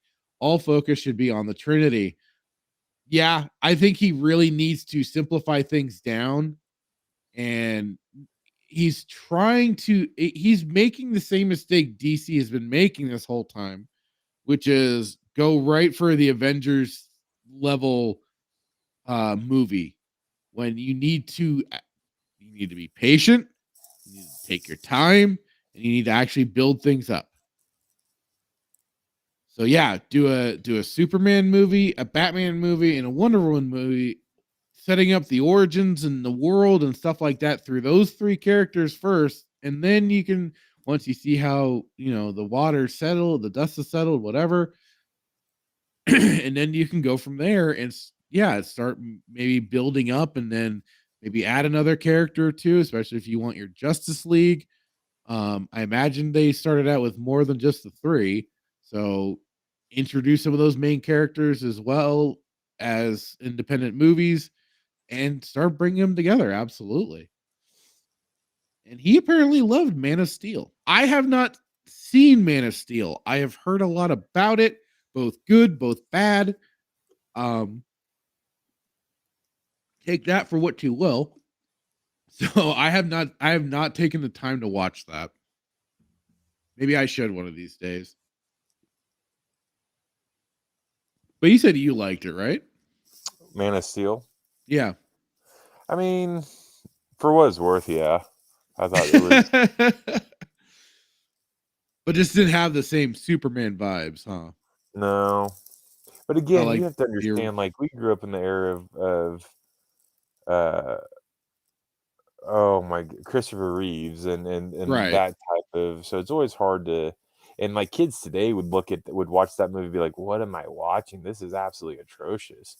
And it's you mean the greatest thing you ever watched, you punk? I You mean, you know, really can't you can't beat that John Williams theme for no, for man. it. Just like you can't be, the Jim Henson, some of the create, the puppets that he made. The Like, I can puppetry, yeah, yeah, you yeah. still, no, the puppetry. You watch the Ninja Turtles movies Oh that yeah, were I released in still the do. 2000, well, released with like Megan Fox, right? The Michael Oh Bay fuck ones or that whatever. movie. Okay, so you watch those and people think, oh, this is the greatest thing ever. But then you watch the Jim Henson, you're like, man, this is the most beautiful thing I've ever seen. Oh, it And this was still done. is. I mean, so it just, I don't know if it's a generational thing or what, but it's like, in my opinion, like those trump any other movie that's, Ninja Turtle movie that's been made. But it's just it's just that style and the Well, and passion. this is something that I said for my review of Godzilla was that, there's something to be said when you can physically see something in the world. Mhm. Like actually getting, instead of this full CG, like it is the Ninja Turtles, full CG freaking turtles for the Michael Bay, Megan Fox one. And there's just something about it that takes you out of it. But then there's something that's really kind of neat and fun to see. Sure, it's guys in suits, guys in suits portraying the Ninja Turtles and portraying Godzilla, but there's something to be said when it's like they don't have to go through all these extra steps even to light things or whatever to, there's just something to be when you get to know that, when somebody touches them, there's something physically there that they're actually touching, and Yeah. not they're pantomiming touching something, or even green screen, or like, somebody's in a green suit, and yeah, they're maybe still touching someone, but then they have to, like, through post production, adjust their arms or hands or whatever to fit around their CGI creature or whatever. So yeah, I mean, to me, those old Ninja Turtles movie has such a great charm to them, Yeah. and I think that is lent to that the puppetry was so well done with the facial animations and stuff like that. Like I said, yeah, if you watch it now, you could kind of catch some seams on the suits here or there, Yeah. but like I think that's only when you've already seen the movie enough and you're kind of looking for stuff. Yeah. So otherwise, I think, especially if you like show it to a young kid, they're just gonna be engrossed by the film. My thing is, like I said, I've never been an Action Comics guys. I've never really read any of the Superman comics outside the ones I've mentioned, like Grant Morrison's All Star Superman, I think, and then Mark Millar's rendition of Red Sun. But I really enjoyed the actor who played Zod. Now I don't know the dynamic between Zod and and Clark Kent, but the actor that portrayed him, like I thought he did. Like I personally was drawn to his character. Like I liked his character. I liked how it was like he was trying to. I don't necessarily.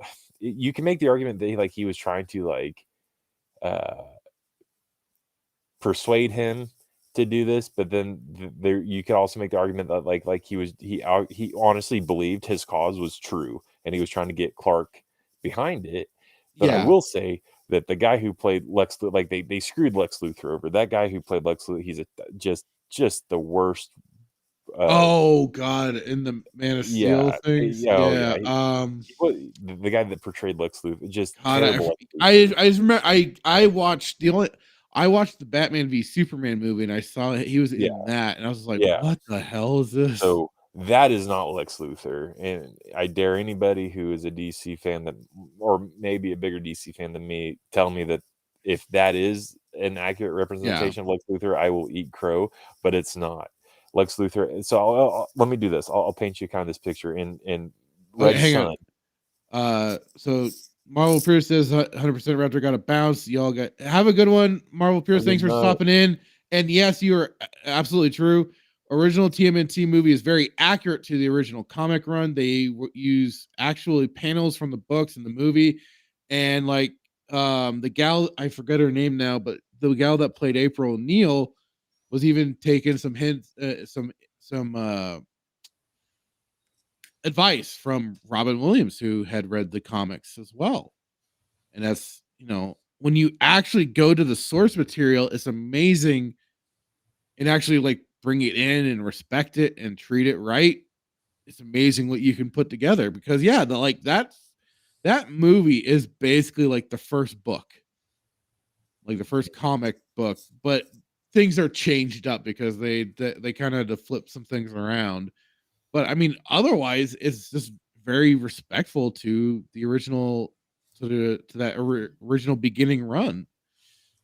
And again, they put it together in a however long minute movie, 90-minute movie or whatever, or 80 minutes. I don't know. I'll have to take a look really quick.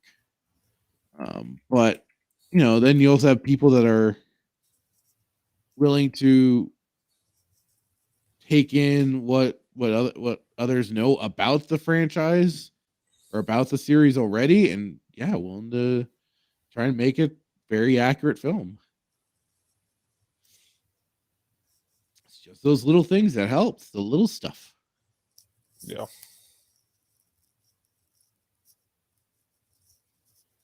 Dang, I can't. Oh, where I was going with that is I was going to say, sorry, yeah. No, you're good. Lex Luthor in this comic, I mean, he's portrayed as he's a genius, right? And so he's when you see the panels, he's playing chess against himself, because he is the only person that could beat himself, if that kind of makes sense.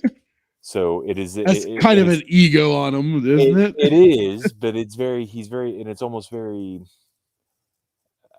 I think, obviously, in my opinion, this is biased, but I think he's like a million times smarter than Tony Stark. But it's a very Tony Stark feel, because he's trying to arm the military and all the make this military deal and all this. But he's literally like playing chess against himself, which I think is absolutely brilliant, because he's but he can't be bothered with Lois. Like, so Lois brings him an anniversary gift, or presents him an anniversary gift, and then he forgets that it is, and then he's like, I'll have the secretary. I'll have my secretary send you your normal gift, right? Because he's so enthralled with himself and his knowledge and everything. So that's right.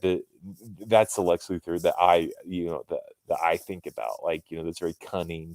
Not even like the anti-hero. He's just straight out for himself, right? Yeah, he's just a complete selfish dickhead. His ego, this egomaniac, if you will. Not this kid that has daddy issues and is just hell-bent on destroying Superman because of why, you don't know. Because I think the whole daddy issues thing is definitely reflective of current year writers that seem to have such. In the comic, Lex wasn't concerned about his dad. He was concerned about beating him. Well, at least in this comic, he's concerned about beating himself in chess and getting this contract. Yeah. Right. So So outside that, and I have to go back and watch the movie. I don't necessarily think he may have been at the end of the movie. I don't know if he was actually in the movie, because I know the Man of Steel was solely based off Superman, Russell, his dad, Russell Crowe. It was more of an origin story. So, how Krypton was, basically this. You saw the movie. They basically are created their own demise by harvesting the core, and so it was right. So we'll see. I don't know. I just long story short, I have no hope for any future movie that Warner Brother does, or Marvel does, or Disney does for that matter. I have zero hope, and I think it just has to do again with what we just said. Is I think it's just all culturally based. I could be wrong. I think it's all culturally based. Yeah, I mean, Not every movie is going to be like that, of course, but I think, you know. And I'm very curious to see this Godzilla. You know, I'm afraid that I'm going to watch this and it might actually be maybe 0.5, minus 0.5. Are you good with reading subtitles? Is it? I was going to say, is it dubbed or is it not? No, dubbed? it's not dubbed. Absolutely not. So it's actually subtitles. It's subtitles, yes. I'm going to have to wear my glasses. Wear my binoculars. I'm used to it, so it is for me. I was. So you tell me you have to read subtitles for 2 hours and 5 minutes? I mean, it's not all subtitles, but anytime people are talking, yes. Wonderful. Okay. I'll pack a lunch.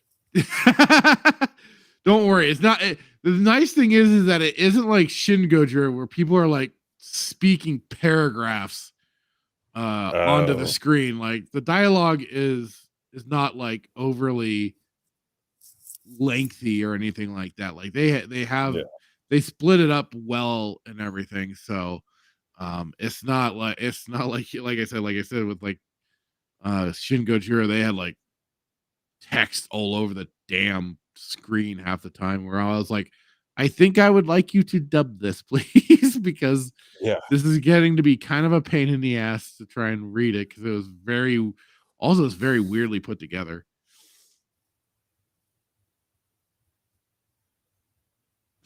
It just went to a negative 1.5 for Hitman. LOL. Maybe we'll see. Probably not. Like I said, I'm fully convinced King of the Monsters is still going to be. I'm actually waiting to press the buy button right now. It's actually on sale, $9.99. What for? What? The King of the Monsters 2019, the greatest movie, the greatest Godzilla movie we just got. You mean you didn't the greatest Godzilla movie and you didn't already own it? No, because I saw it in theaters 5 times. You didn't see it in theaters 5 times, so you don't. So put that in your perspective. Okay, that's true. I did not go to the theaters to see that movie. I'm surprised you went to go see -1. I am a little bit too, but I felt like it was much more worth it. I was much more. I think I was just very intrigued by the idea of them having it during a post-war Japan. I'm like, okay, so how much of the original is this going to be referencing? And like, is it going to be like a full reboot remake of the original, or is it like a whole new story? Pleasantly surprised is a whole new story. It just happened to be in that era.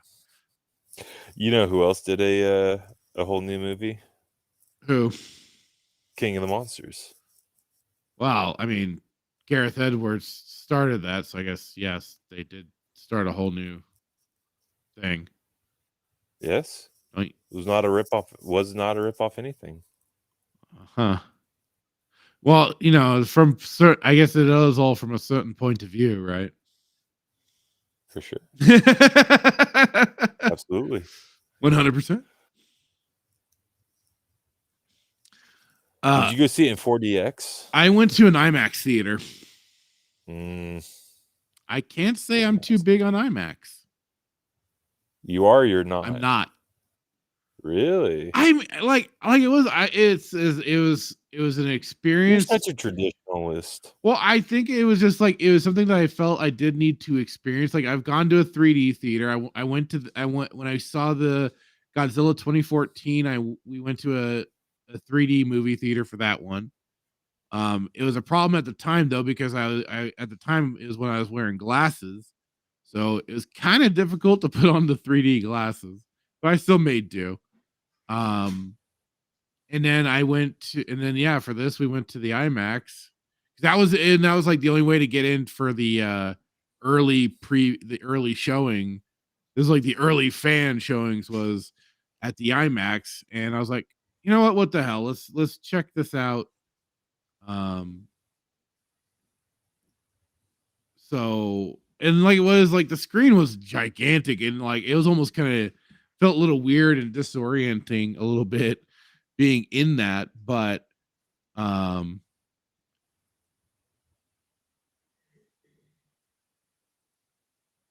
Overall, how would you rate it? the IMAX experience, like, it was cool, but I don't think it's the bee's knees. Like, I don't think it's like that thing you have to go to see a movie. I think this would have been. I think this movie would have been just as good to see on a regular screen as well. You've not ever done 4DX then, huh? I have no idea what the hell 4DX is. So it's like the chairs move during the movie. So I think a coworker was telling me about that. Yeah. No. That's just how I will be watching this movie tonight. Thank you very much. I'm going to get a bunch of pizza and sushi and see if I throw up. And then I'm going to come back on the show next week and say I threw up because the show is so bad. But no, I have not been to a 4DX theater. I did not. I forgot. I didn't even think of that. But yeah, like it was loud and everything, and I was like, okay, that's cool. The sound was great, but I just don't think it was necessary personally. But like you said, I'm kind of a traditionalist. You are. You're very, very much a traditionalist. Which is there's nothing wrong with it. Nah, it was cool. I just also wish the theater had a little more comfier seats. Yeah, it's really you gotta. That's hard to find a theater with good seating, especially because like a lot of these theaters that they're seating. Like if you fart, the whole theater is gonna hear it, and it's not because it's a loud fart; it's because their seats reverberate.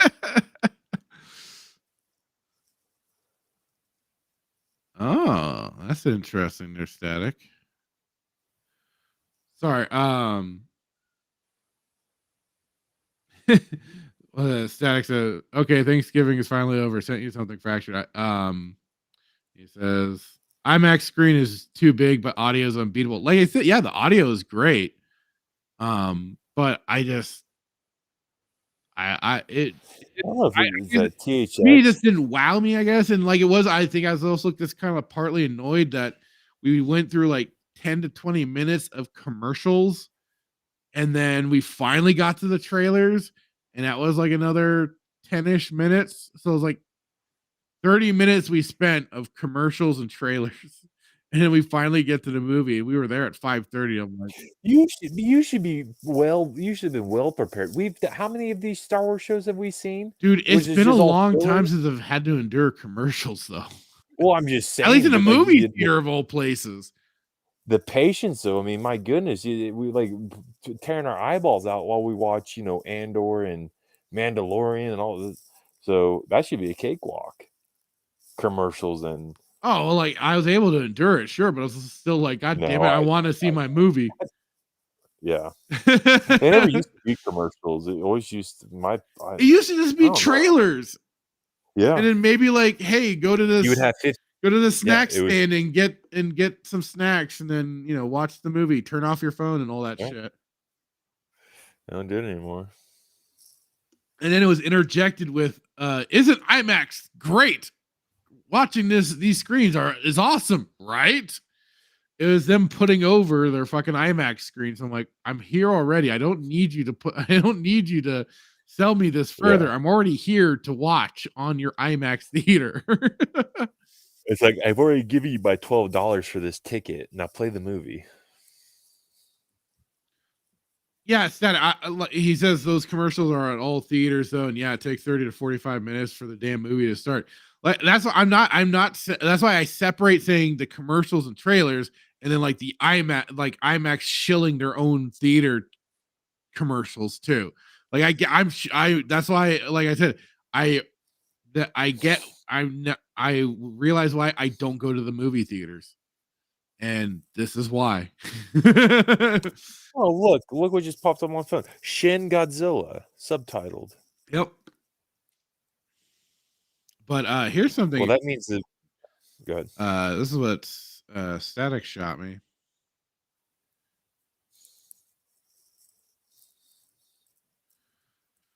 So this gentleman films at home on X. Jeff Rousseau films at home.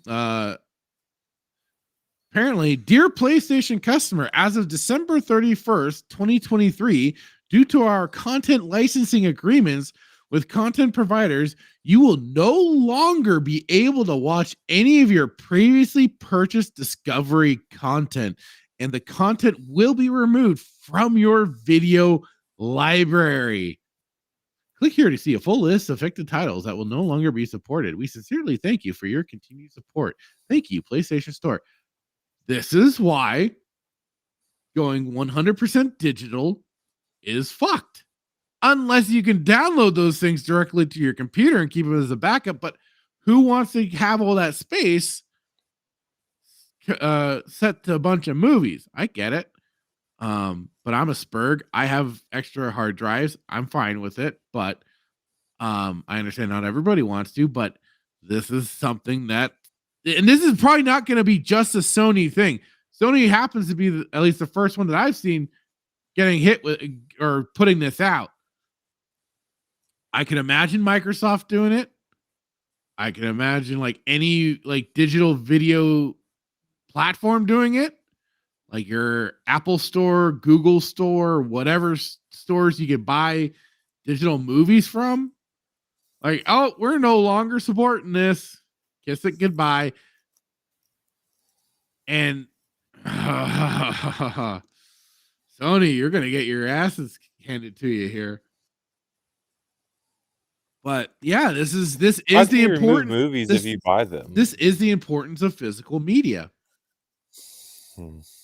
That's the thing. Like, yes, there is still an important, and yes, like it is. It not always do your physical media stay perfect.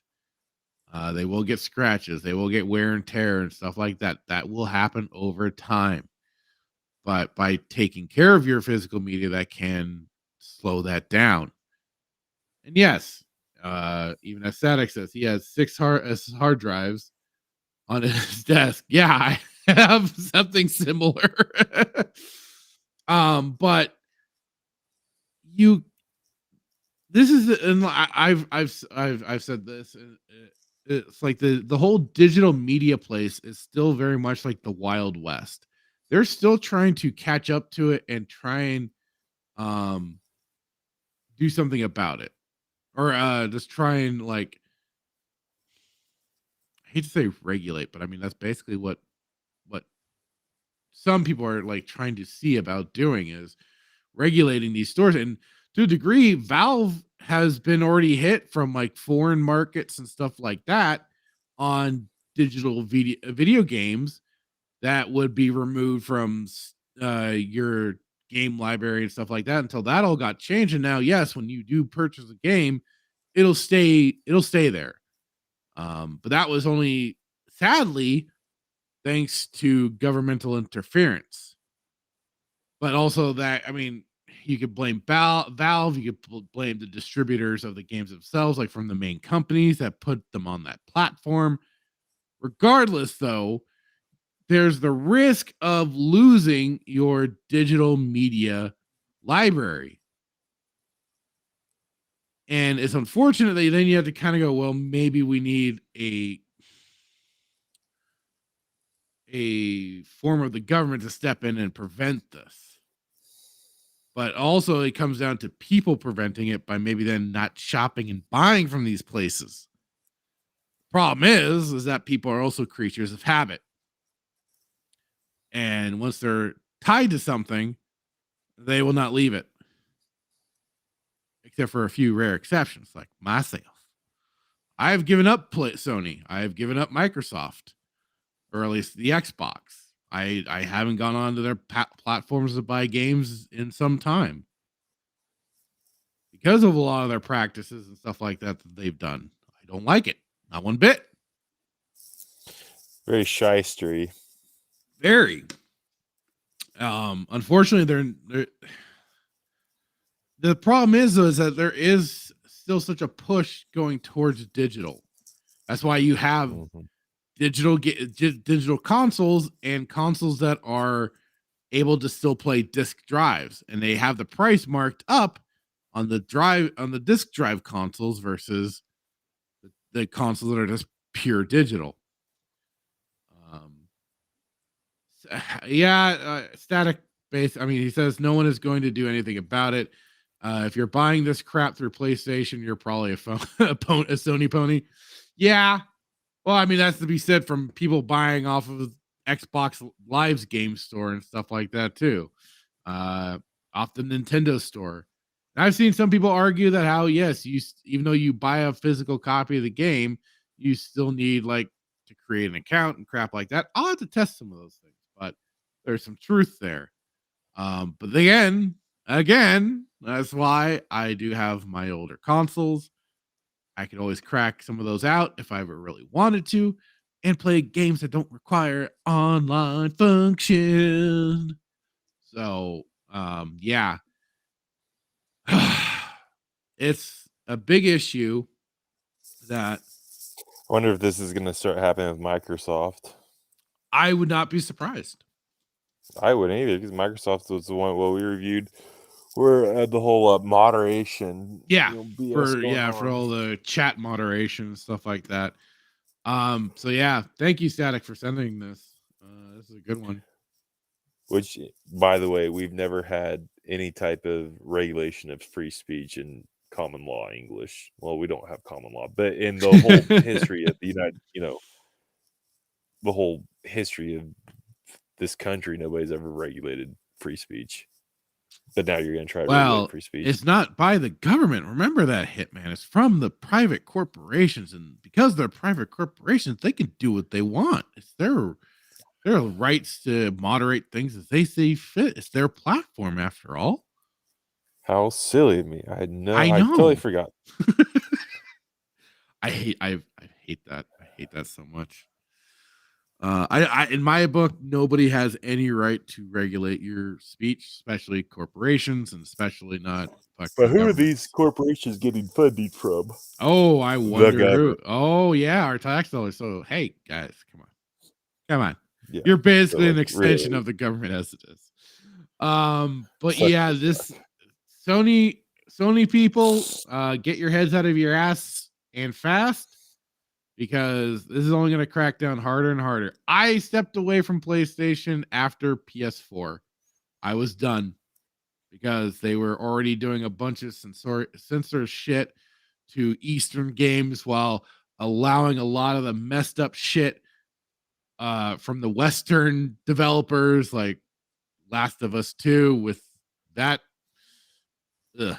Anyways, I walked away. I was done. Am done.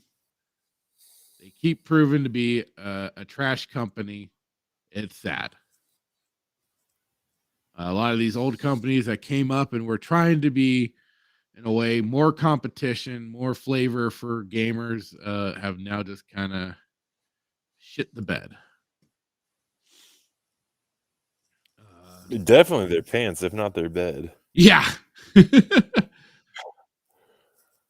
We're talking about like hot liquid magma diarrhea running out of their drawers. Sriracha fart tier. Like Static said, it's pizza and sushi level. Let's see. Crimson Raptor, they incentivize buying digital games too with more bonus content, which is BS. Yeah, very true. I've never Static saying I never even set up any streaming on my PS4. That shit is for gaming. That shit is for gaming, nothing else. Well, and that was the funny thing. Like, that was like even why some people bought the PS3 back in the day was, oh, it's like a Blu-ray player. So I got a Blu-ray player now. I didn't play movies on my PS3. I just played video games. That's what it was there for. Let's see. Crimson Raptor saying, better were the days when games were released complete. Exactly. Fucking exactly. I mean, yeah, there were some games that were probably broken as hell and everything like that, but I mean, Jesus Christ, at least you got like a full complete game, not these games with blatantly cut content and resold and repackaged to you as, oh, this is downloadable content. Pay an extra $5 just to get this downloadable content that was already in the fucking game, but we took it out to resell to you because we know you're gullible little dumb shits like that will pay for it. And guilty. I have paid for some of it. I won't say I've been always above it, but damn it, I've been trying to do better by not buying their freaking games at all. Yeah.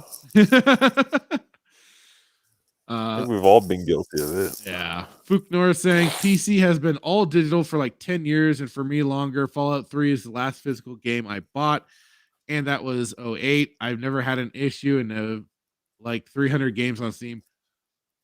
Oh, yeah. So, like I said, I have contributed to this, not just DLC, but to the whole digital game market as well, because yes, I was an early adopter of Steam. I've had it for a long goddamn time. Let's see. Hang on.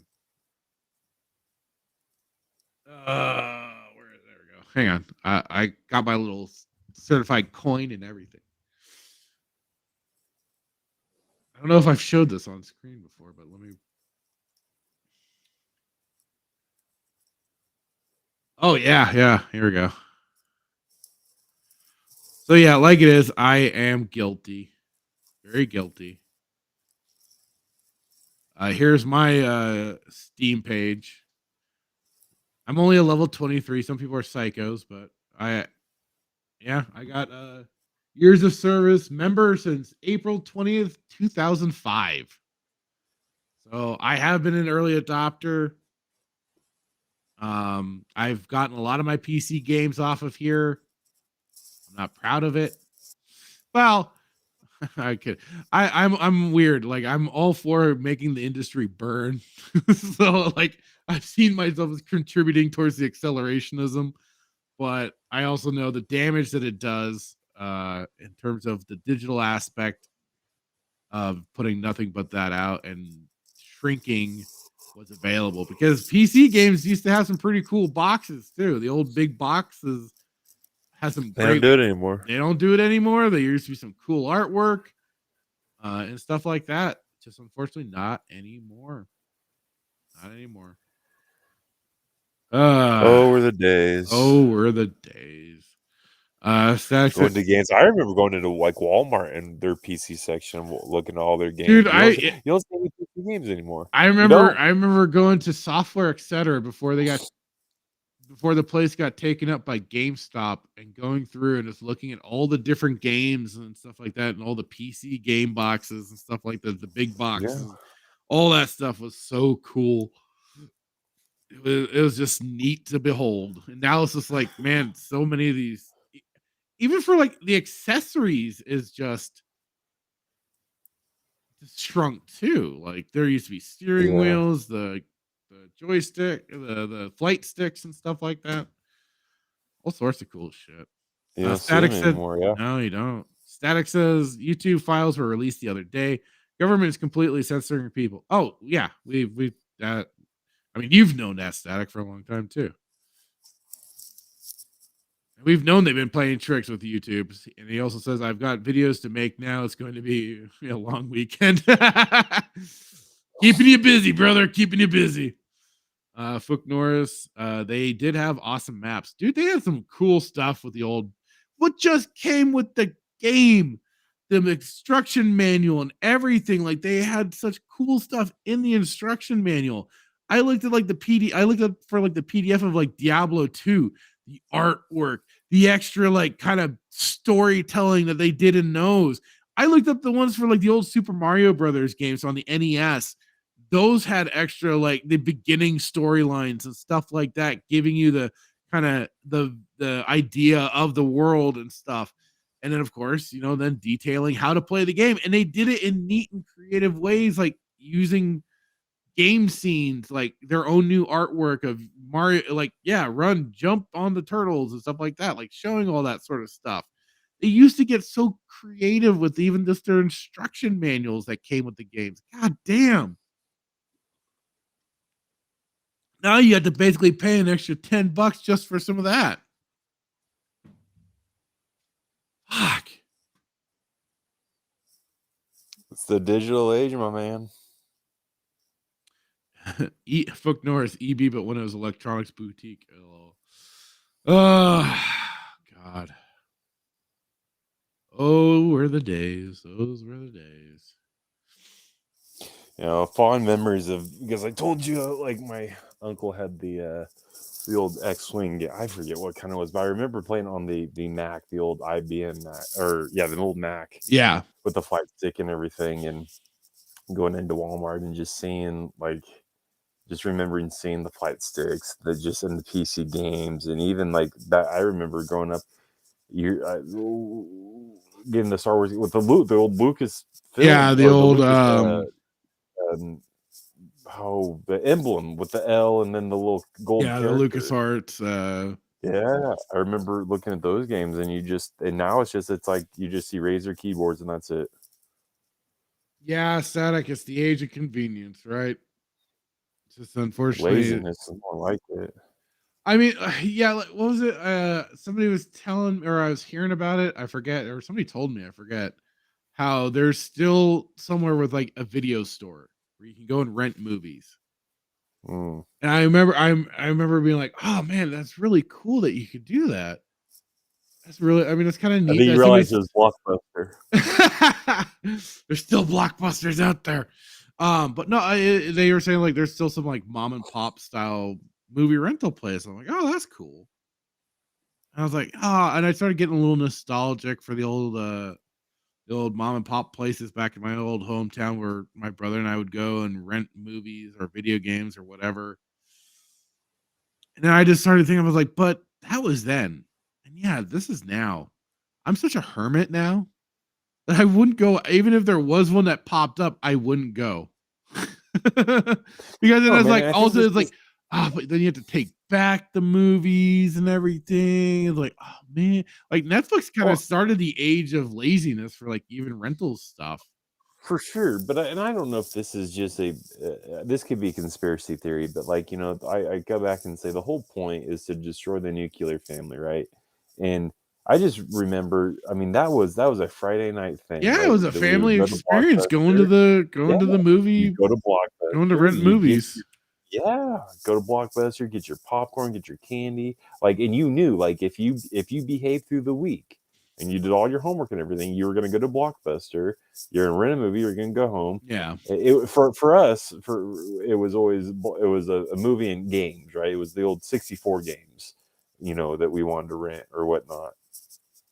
And so funny is that we would rent them for so long that by the time we took it back, they just told us, well, just buy the game because you've had it this long. Your late fee exceeds what the game costs, so just buy the game, basically. Yeah.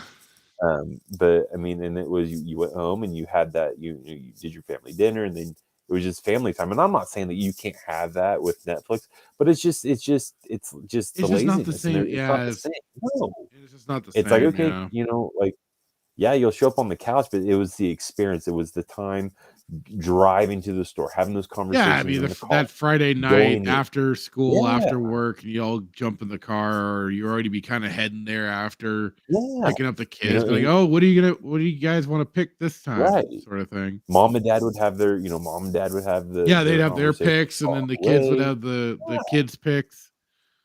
So again, I could be completely wrong. It could be just a total conspiracy theory, but I do believe that, that was.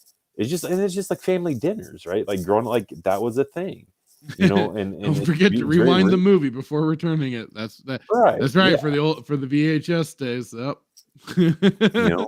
It's like, do people actually have family dinner anymore? One of my shows that I absolutely love is Blue Bloods with Tom Selleck, because they're a Catholic family, but they always have family dinner on Sundays, right? And they don't ever miss it, whether in the show, whether the hell or high water, yeah. Yes, they always have it, even if the family's not hungry. It's like, and it's just these things that, like, I'm not going to say the country's built on, but these are the things that you do within the family. Yeah, it's the foundation. Yes, and you don't have it anymore. It's just, and like I said, it's convenience. It's lazy. You can, and like I said, I think Static said it, or one of the brand. I think Static said the phone has become the pacifier. Oh, in certain situations, I think he did. Yeah. You don't have to go. Why drive somewhere? It's no different than like brick and mortar stores. Why would you go to a store if you could just order it online through Amazon or something? Right. It's convenient and it's lazy, but there's something to be said. Like if you're gonna go out, like on the weekends, it was weird. I hated garage selling, man, but I would go with my mom. Mom loved garage selling, so we would. Yep. So like Yep. Saturdays were meant for running errands, and you knew that you were gonna get up. You're gonna go to like Saturday mornings. You knew Friday nights. You knew you had Blockbuster. Saturday mornings you're gonna get up, go and it was Watch excited cartoons, to, have breakfast, well, and then you had to go out but and get even some like stuff go to done. breakfast. Is even Or go to breakfast or like yeah. they like half the time it's like you got like I got so excited when Village Inn was one of the restaurants back home, and I when mom and dad would say like, hey, we're gonna go to Village Inn, we just get so excited, right? The breakfast costs like $5.75, right? But it's just you got excited to go to breakfast, go to the restaurant, and then you knew Is that the you were gonna go run experience of errands going after. to one, Yeah. yeah. And Well, now even that's running like errands. what all anybody does. I mean, for me, that it wasn't like since mom always cooked breakfast and everything. It was like we always wanted the home breakfast. Like, yeah, it was fun to go out to the Right. place, but like we never had like a place. I guess that's also part of it. Right. Like we didn't have a place for Right. breakfast that we're like, oh, we have to go there. You know it's on when you wake up and you smell Oh, the bacon cooking. Like, oh yeah, you that was know, the best. like I don't even want to sleep anymore. I want to get out and watch cartoons and eat the bacon. Darn You tootin'. know, so Throw on the Saturday morning either Batman the animated series, Spider-Man, X-Men. I mean, yeah. Jesus, we were spoiled back then. You know, you don't, and these cartoons can't hold a fart to these cartoons that we grew up on. God. You know, so yeah, Batman animated series, or I'd even say like, well, Batman the came animated later, series, I think, is still king. Like that. Oh, absolutely. Without any like bias. Like I watched it not too long ago. We watched it all the way through, and I was just It's like, fantastic. amazing. I still think it gets a little weird, like when they change animation styles and stuff like that. Like the new adventures of Batman and Robin or whatever. They're still good. There's but it still doesn't. some good, Not, but like I just much preferred the original animation style and everything. Like everything got too weird and angular and stuff like that. But like the original was just like, magnifique. These kids don't. They're missing out. So I think what it comes down to is the fundamentals and the overall arching message is family time being spent. Absolutely. Because you know, like I said, tomorrow's not promised, and like it's just, and then we live in this society. I know I'm saying, like, I'm sure things were fast paced back when we were kids, but like everything's fast paced, just very different. But it's a very different fast paced. Like, there's a lot going on, but it's like it was kind of different. Yeah, I mean, basically, it's eat, sleep, and work. And most of the time, it's just we sleep and eat at work. Sometimes, yeah. And you don't have time for those. So yeah, it's just interesting. So yeah, it's funny how like you free up time, but at the same time, you lose time. It's a weird conundrum, right? I saw this. I had to try to find the photo. It was a meme. It was like, what would you bring? You can only bring back one. It was like Blockbuster, Toys R Us. Oh, God, it was one of the hardest thing. Like you see these, and some of them are really easy, but this one was hard because it was Blockbuster, Toys R Us. It was like two other ones that I can't think of, but yeah, I was like, was drawn between. I was like, oh man, I want Blockbuster, but I miss going to Toys R Us. I really miss going to this other place because they're all childhood memories, man. It's like, yeah. I think Marco's Pizza is still around because there was Marco's Pizza. There was one pizza place that was also like a Blockbuster, but it wasn't Blockbuster. It was like a pizza place, and then you go rent movies. I thought it was. I don't remember what it was, but that might have been depending on the location and stuff. Yeah, but like, I just remember like pizza places having arcades and everything. This one had it where you could rent games and movies, so it was like a hybrid. And can I just preface? You will never ever be able to buy candy as cheap as Blockbuster, and they probably. I don't know. I think they marked theirs up. I think they might have marked theirs up. Oh, for sure. But today, today, you could buy, yeah. I don't know. Did they though? I don't remember. I want to say they marked up their candy. Yeah. I don't know. But I didn't pay it. But then I can't say I was really paying a great deal of attention as a kid to all the prices. Well, inflation wasn't a thing back when we were kids. Well, that and I remember, mom paid for things and she made it clear on what was bought, what wasn't, and yeah, inflation doesn't exist when you're kids. I guess I should say when your parents.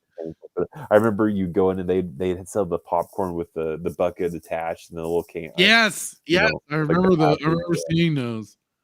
Yeah, and I always remembered either.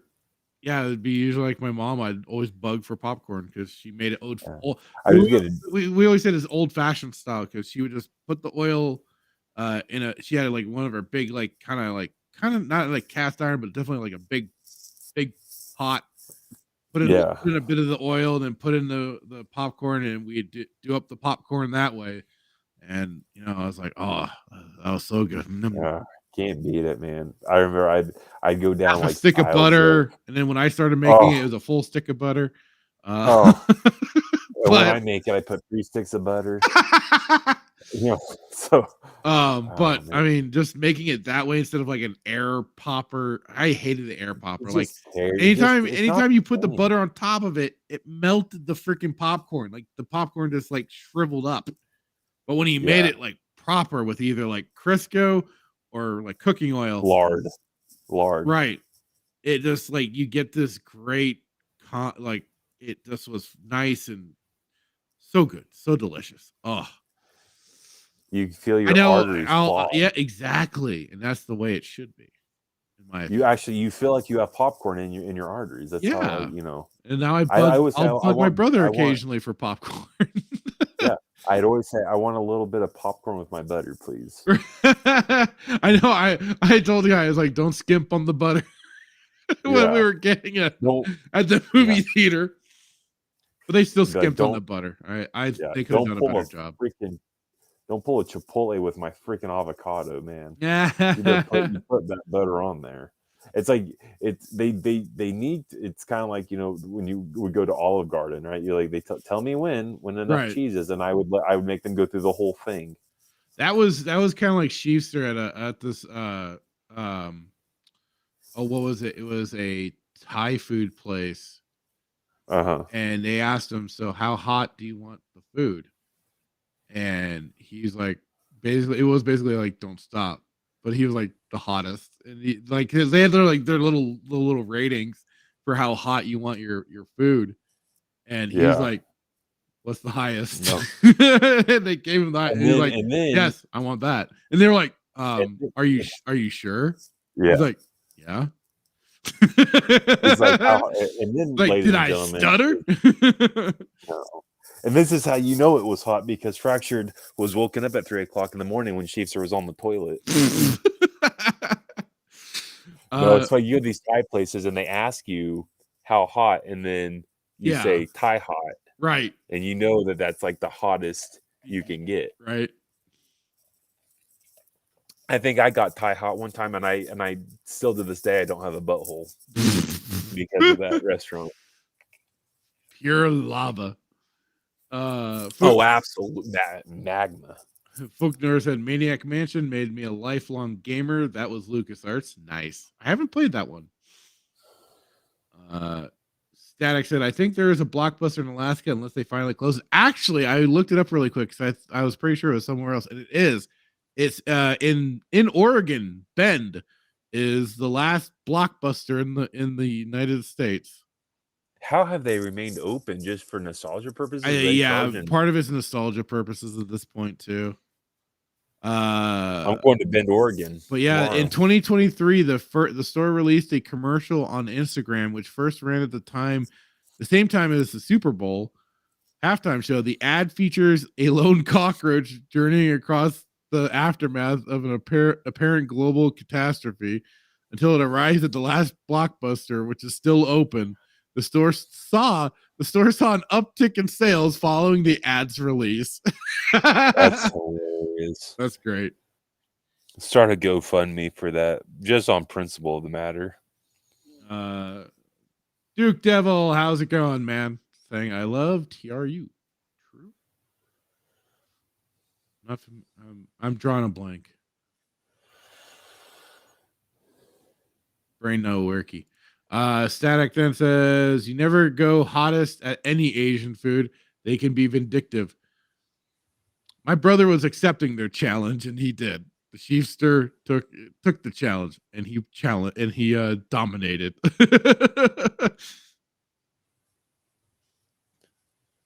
Until 3.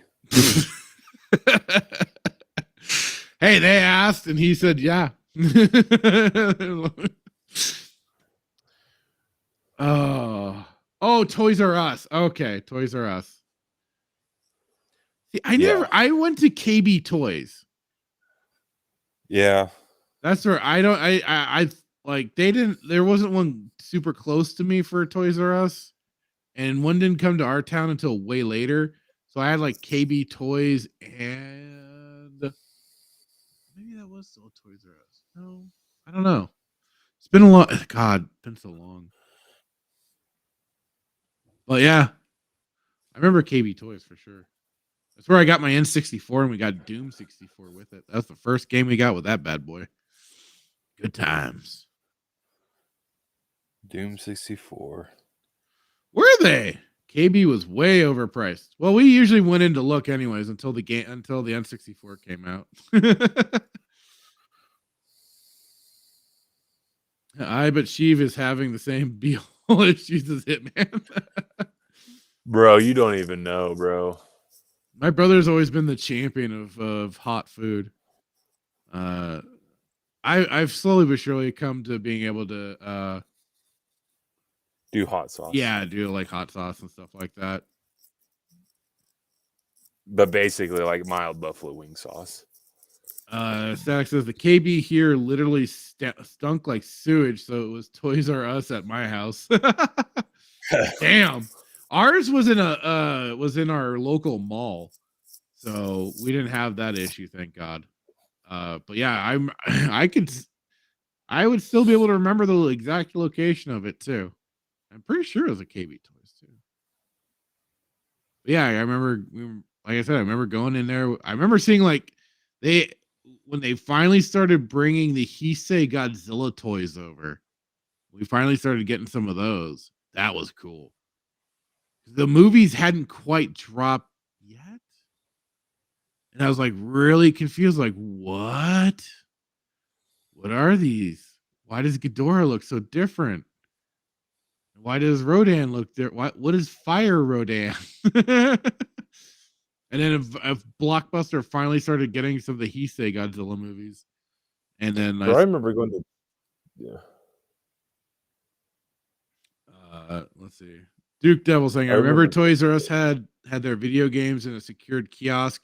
You paid for the game and had to go get it at a secured kiosk. Dang. Although I think that might have been okay. So like I said, we got a Toys R Us later down the line, and that was where we got the PlayStation 2 when that came out. And I remember my mom and brother going to stand in line to get it, and we got the game The Bouncer to go along with that one.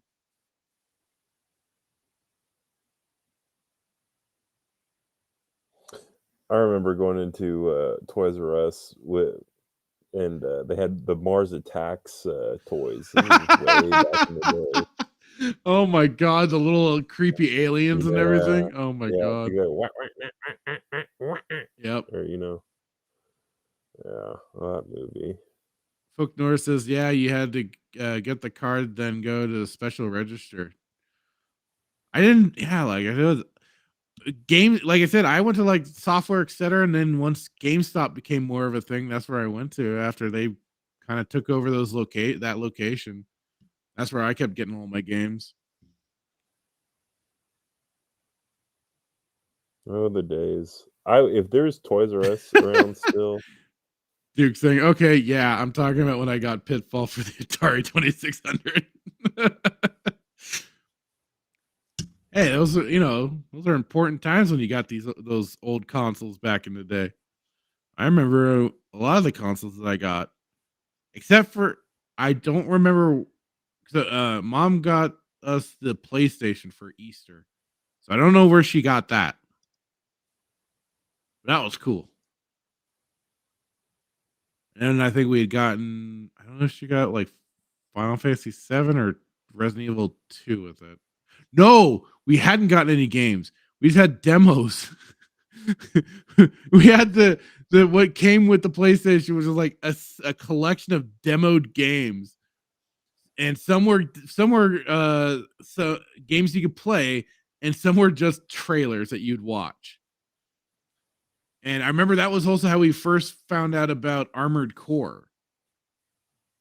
Was on that disc, and it was like we rented like Resident Evil 2 and Final Fantasy 7 and stuff before we were able to actually get the games down the line.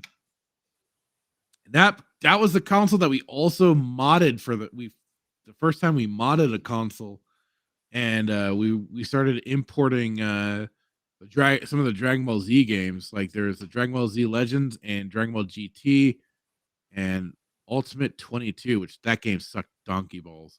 The other two are great. That was a fun time. Still there, Hitman? No, I am. I'm trying to look up because I don't know if I ever went to a KB toy. I don't think I ever had a KB Toys. Oh, and we got Revan Knight Z over on Rumble saying, "Guess what? I've gone further into the dark side than both of you. Malik, heard your jaw go. Oh, Malik, where'd your jaw go? Well, it was last I remember it was chopped by Revan. What? What did I miss? Revan Knight Z on the Rumble side asking where Malik's jaw went. Oh, yeah, he got well. Yeah, that reimagined video we watched. Yeah, that was, trailer brilliant. for it. Yeah, that was cool. Oh, it was brilliant. That one explains Revan just whacking it off, but Yeah. I don't know if the book ever did. The book say how his jaw got? No, the book never explained it. And I was kind of hoping it would have, but it didn't. That's stupid. Dumb. Yeah, I don't think we ever had a KB Toys. I don't, doesn't ring a bell. I'm trying to pull up a picture. Yeah. Yeah, no. Never did.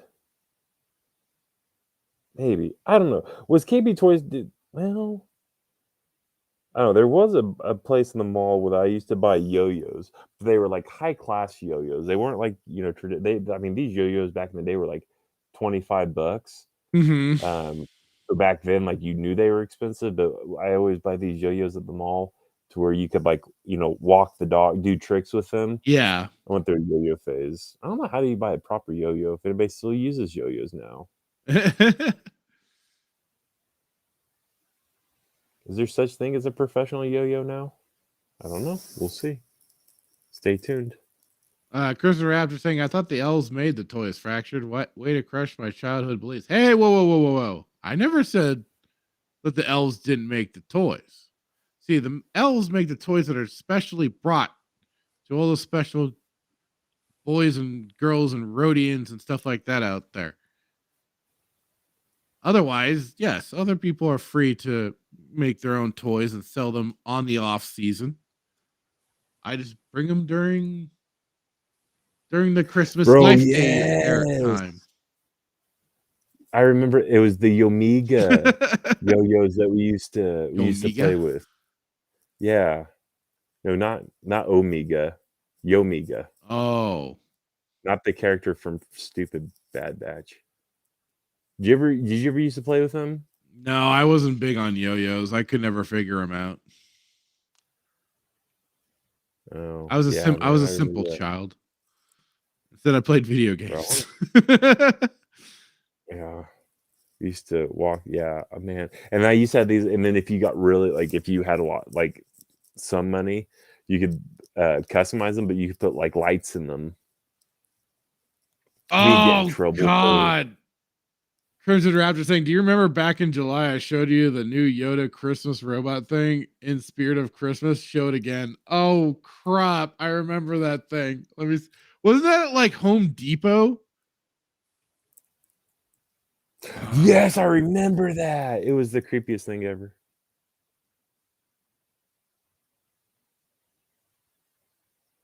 Hang on. Oh shit.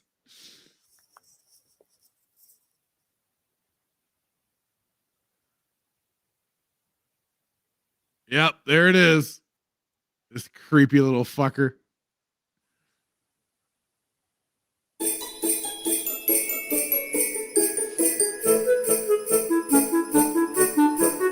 Our wise little friend is getting festive. It's the all-new animated holiday Yoda. Enjoy the festivities, you will. Very wise my with season's God. greetings is he. With much Jedi excitement, you'll see. And then the commercial on Yoda's top of it. motion-activated gestures will captivate all your guests. And his knowing eyes see who's been naughty or nice.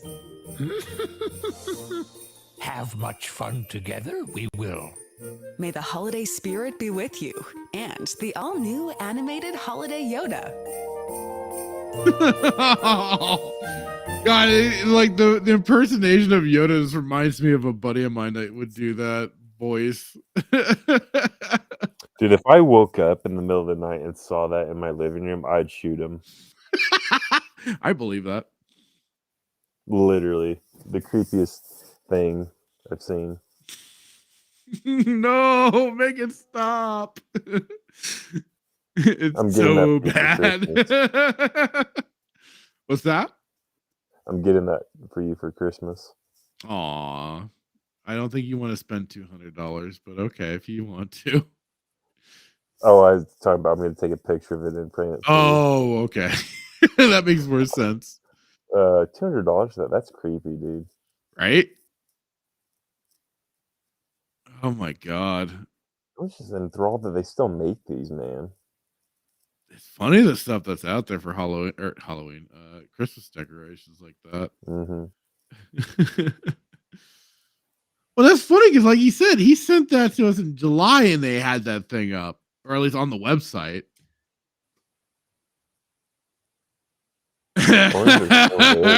Each of the next 3 Saturday nights this must be played. You know, I might just do that. That might be part of the intro. Ugh, I can't. Oh shit. That'll scare people away. What? Ugh.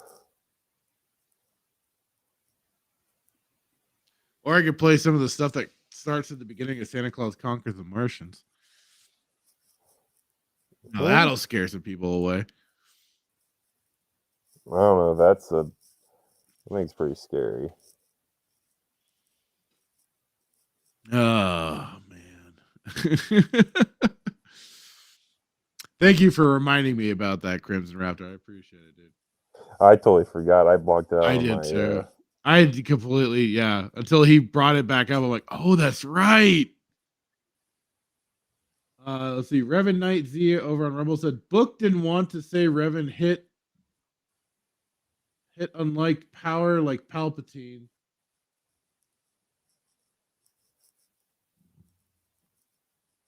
Huh. Like, I guess hit Palpatine level power. I mean, Revan was a badass, but I don't know who would be considered more powerful in that instance, Sheev or Revan. And he's saying Ray Skywalker is a Sith. Wow. I mean, from a certain point of view, that's true, I guess. But she's a Palpatine, not a Rey, not a Skywalker. No. Very clear.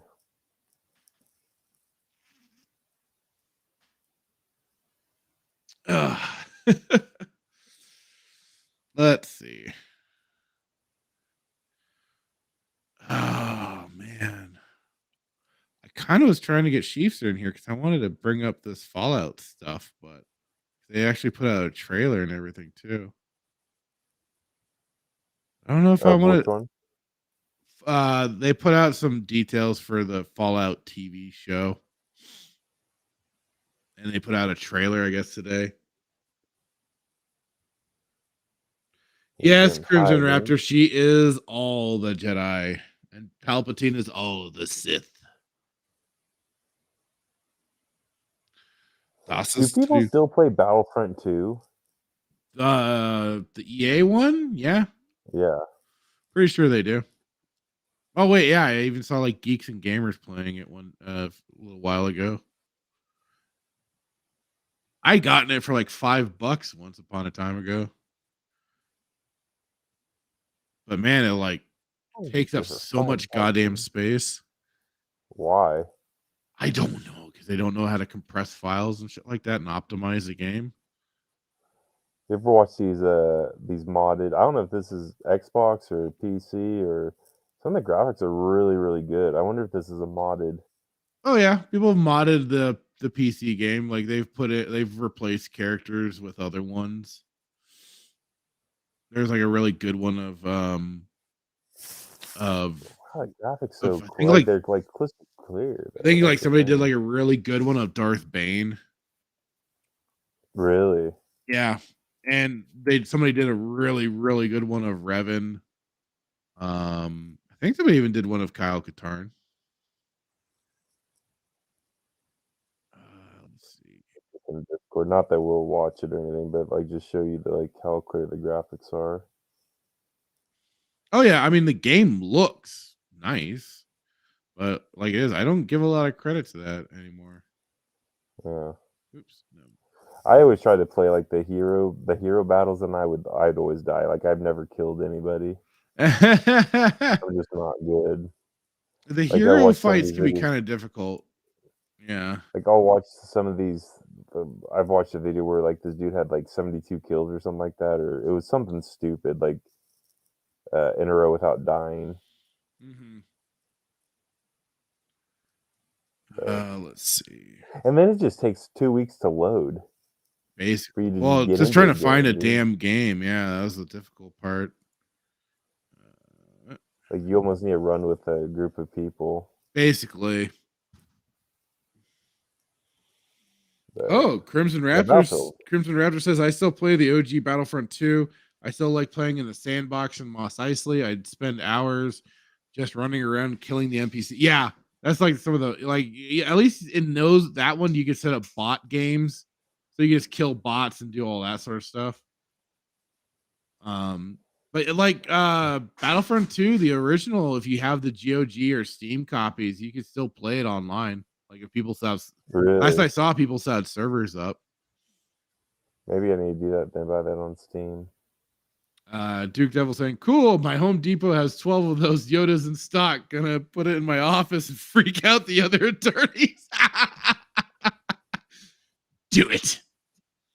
Do it. That's funny. Let's see. I'm trying to find the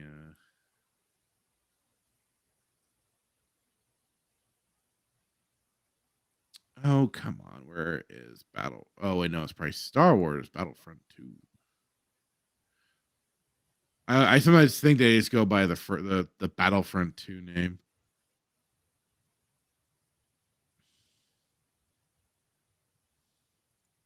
Oh, nope. Dang it. Wrong one. That's the 2005 version.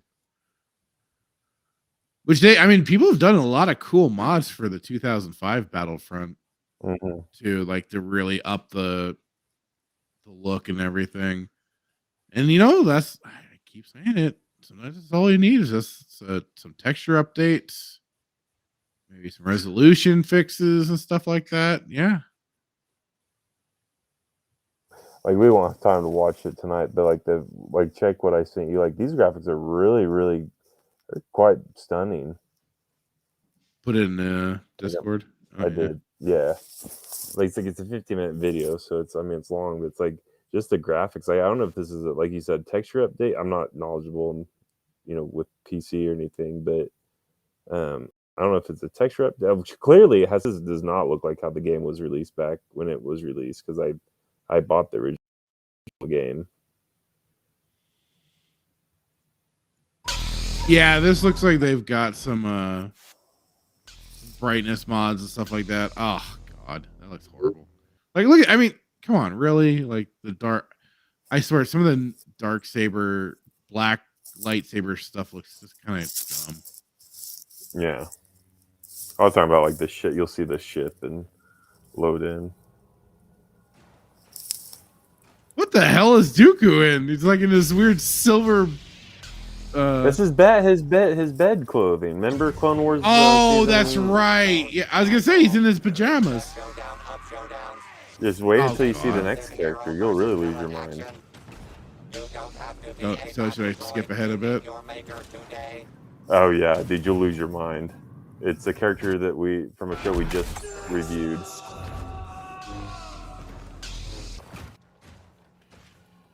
Grieve. Oh god, already? Jesus Christ. Yeah. So this is a texture update then?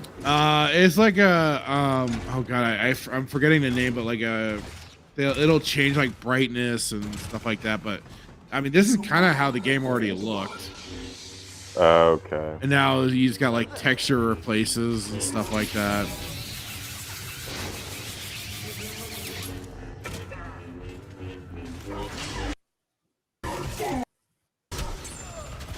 Let's see. All right. You got Vader.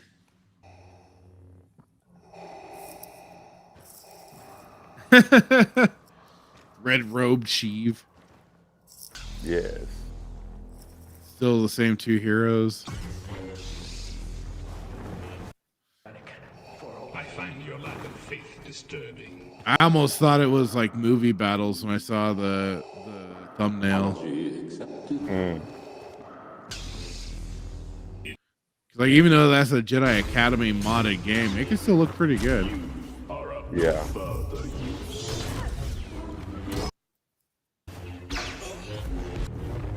Problem is with this game is that it's really floaty with the characters.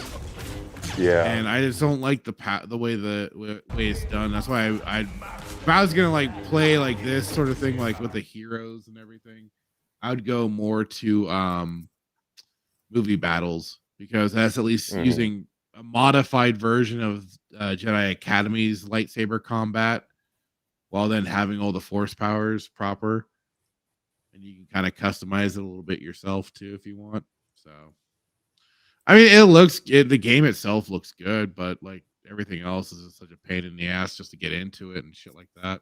Yeah. I mean, I remember I probably waited, I kid you not, probably 10 minutes, 12 minutes trying to get into a game. Right. Silver Silk Jammies Dooku. Where can we buy the Hot Toys figure? I would not be surprised if it was out there, man. I would not be surprised. Movie Battles is a modification game that I've thought about trying to get back into. Maybe organize some games, but I haven't looked into the server listings in a really long time, so I don't know the status of everything. And they've gone through a lot of updates, because I mean, like it is called Movie Battles, so it's going to be including new movie shit. So that's almost like where I don't want to, just because I'm like, I don't want to see those characters. At the same time, you don't want to see them? I don't want to see the new characters. No. Oh, okay. I got the you. sequels, the Disney trilogy characters. There. I'll be a little sorry. I should be a little more. I was like, what? Yeah, no. I saw that character. I was like, really? This soon after the show? People are, and she was like the worst character. Well, she wasn't the worst character. She was definitely the worst, but certainly right up there.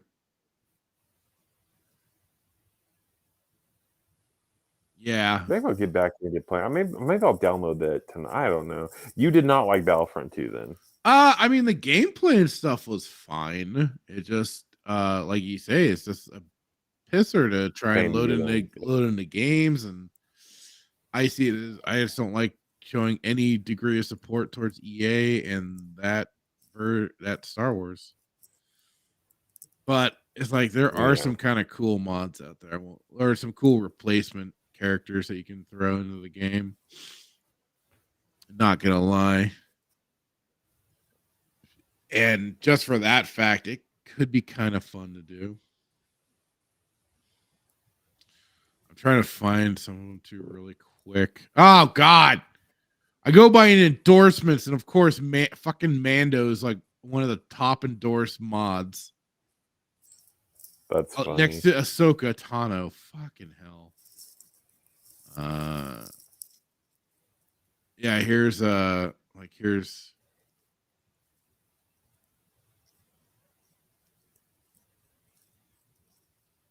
the Darth Revan.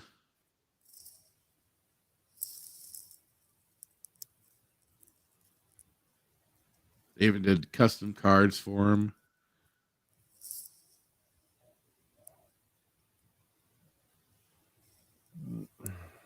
That's not bad. Maskless. I don't know what that is.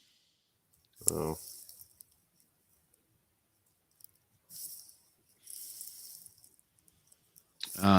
They have a Bane one? I think so, yeah. I want to say they did. Oh, wow. I didn't know they had a Darth Nihilus.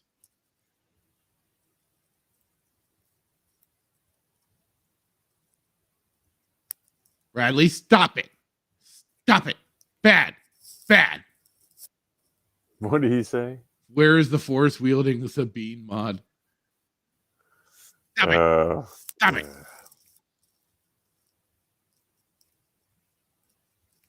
Yeah, here's Darth. They have Darth Nihilus. I wonder what the Bane look like.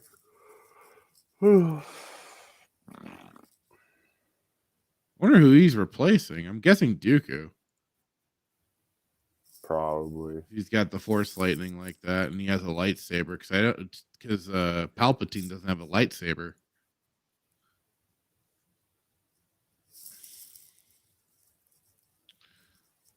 That looks pretty cool. They do have Darth Malgus, which also looks really good.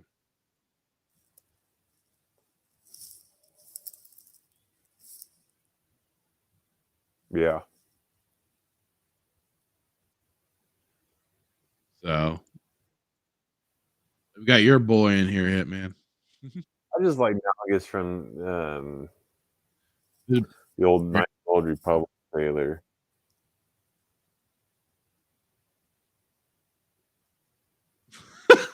What?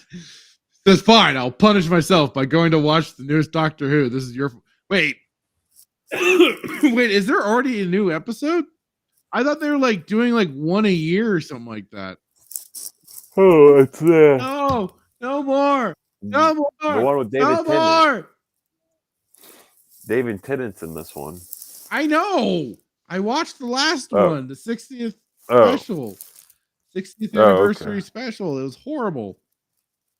It was god awful. With David Tennant? Yes. I thought it was good. You didn't watch it. I'm a huge David Tennant fan. I'm a Han Yung fan. That Hugh Yang. That episode was horrible. You don't know a good episode if it hits you in the face. All right, Static saying part 2 is out now. Well, go watch it. I don't think I want to watch it. Maybe that's what we'll do. We'll review it. Do you want to watch the first one and then review? You want to review both of them? Sure. Are you? How do I watch it? Where do I go? Where do I go watch it at? You don't want to do that. You thought fucking brain blinking like Ahsoka and stuff was bad. Oof. But then, I mean, have you watched Doctor Who? Absolutely not. I know nothing of Doctor Who. Oh, okay. And this would hold no. I mean, you might pick up on other things, but I know nothing of Doctor Who. Is he a real doctor? shithead. Oh, I'm looking for this dang Darth Bane. Oh, wait, no, it's Malgus audio. Damn it. I'm Ah! Darth Bane. No, bad. They have the wrong Darth Bane. How dare they? What do you mean? The wrong Darth Bane. They have the wrong one. Oh, from Clone Clone Wars, Wars? yes. Oh, yeah.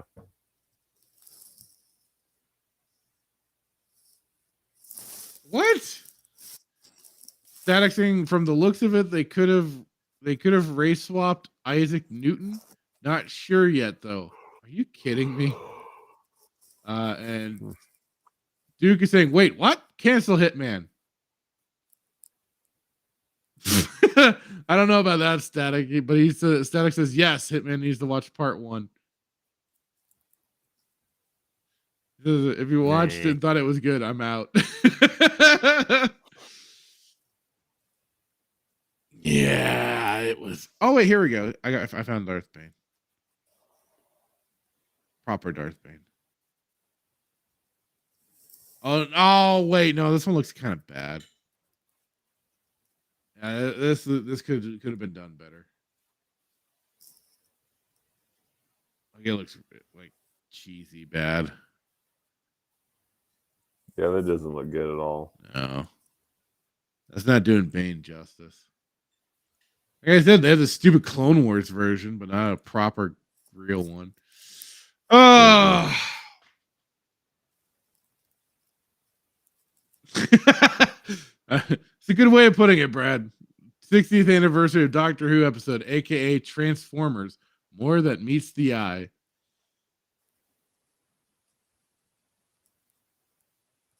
So if you want to subject yourself to that, you are more than welcome to, sir. More than welcome to.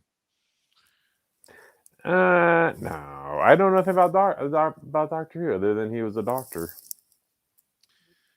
but I don't know who.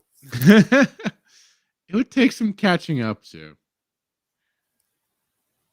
No. Let's see. Reverend Knight. Oh, unlimited power like Palpatine. That's what he meant. And then Nicolas destroyed worlds. Revan changed governments. Yep. Well, Nicolas is he absorbed 8 planets. This was a freaking void in the galaxy. And he had a hunger that needed to be sated, and it just kept going. Like the Energizer Bunny. Yeah, he keeps going and going and going.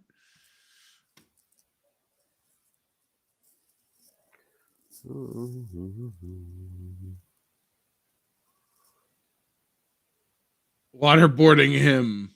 Tough call. So Stack saying there's spoilers coming out, and now the Doctor is gay. Are you fucking serious?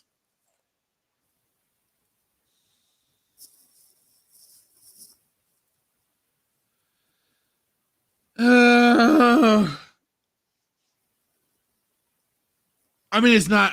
I'm not, on the one hand, I'm not surprised, but at the same time, it's like, are you fucking serious?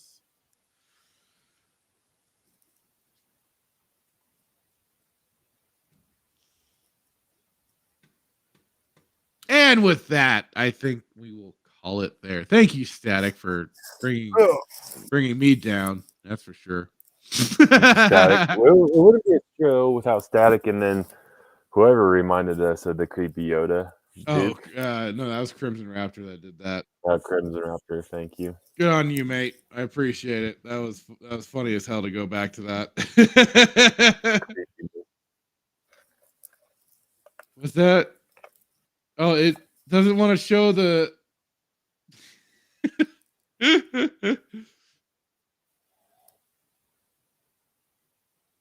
That's funny. Even on in Restream, it shows it differently. Duke Devil, for your comment. But on YouTube, it just shows the. Oh, I see why. I see. Okay, I get why. Because this is funny because on Restream here, it shows the male symbol in between the little emoji guy face palming. I realize why, because it's the male emoji character doing that. And that's what that's supposed to be for, I guess. That is really goofy that it does that. Hang on, let me share this screen on. Oops. Ah!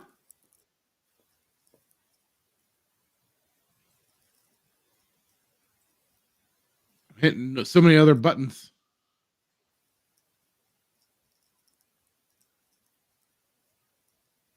I don't think this is showing anything that it doesn't need to. Okay.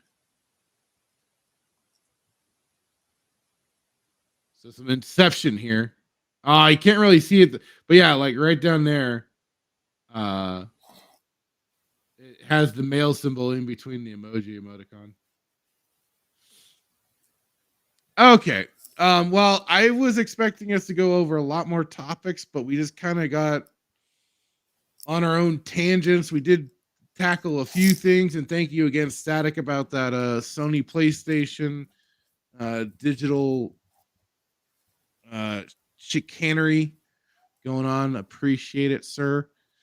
But yeah, I was trying to get Sheev in here, but little shyster. He's probably eating your Rolos. Watching King of the Monsters eating Rolos. But before that, Hitman, you got anything you want to drop on the folks or not? Or no, I think we're gonna download Battlefront 2, and I think we're gonna start. We still got to get you through Suitor. I'm aware, but I'm saying that we should do this, and you can teach me how to mod, and then we can play Battlefront 2. We'll look into that because he doesn't want to. That's basically whenever Fracture says we'll look into it. Well, it's just my brother. My brother doesn't have it, so that's the problem there. And I'm not gonna buy that. I wouldn't buy that game at I wouldn't want him to buy that game at full price or anything. So you don't buy your games. What are you talking about? Well, in this instance, you kind of have to if you want to play online. Yeah, I know. No, I was just kidding. Okay, well then then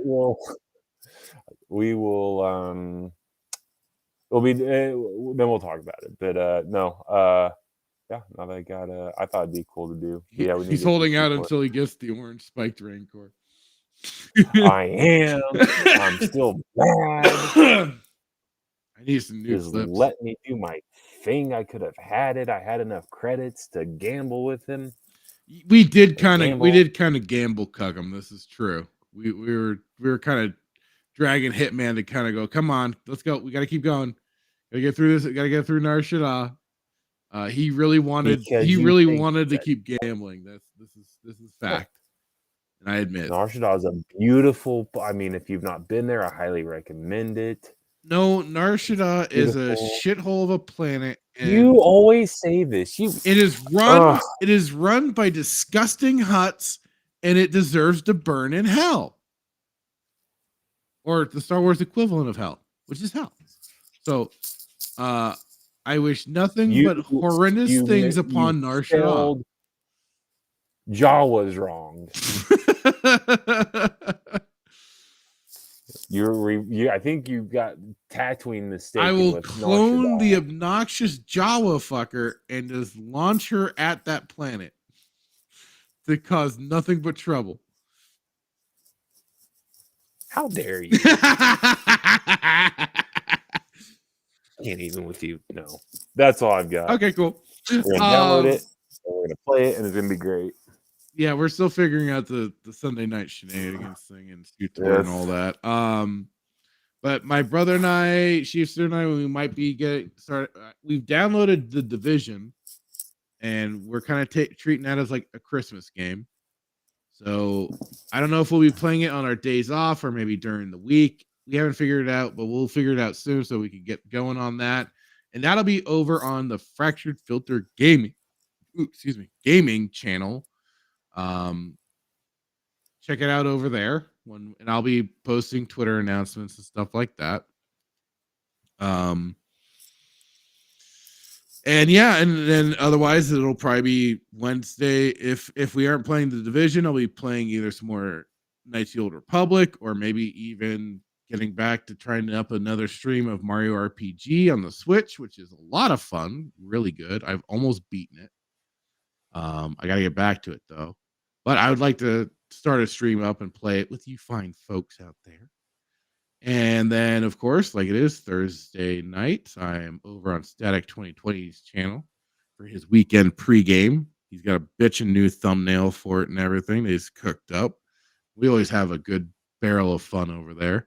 And of course, we will be back next week for Saturday Night Sith. And who knows what'll come up. Maybe we will go more into depth of Godzilla -1 if he does see it. Yeah, you're gonna sit there and say this movie's better than King of the Monsters. I'm going to watch it, and we'll see what else gets cooked up throughout the week. So yeah, with that, I will say good night. Thank you all for showing up, for hanging out and talking with us. Greatly appreciate it. So you all have a great evening. Goodbye. Bye-bye.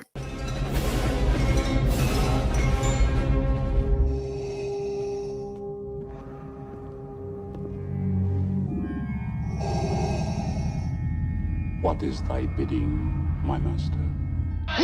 Yeah, I should have known from the very beginning. From what you said. Yeah, when the mega powers were formed. Yeah, what you were out for from the very beginning. Yeah, you were after what was mine. I remember what you said. You can destroy the Emperor. Join me. Together, we can rule the galaxy as father and son. Yeah, that one was rough. Those words right there. Yeah, I got stuck, yeah, but I swallowed it anyway. Didn't like the taste, but I swallowed it anyway, yeah. But I remember the time when there was a conquistador out of the ring. The one that's so jealous that he can't stand it, yeah. Yeah, you came in there with your poses, yeah, but you made a big idiot out of yourself, yeah. And speaking of idiot things, what about that stupid idea? Did you forget that one?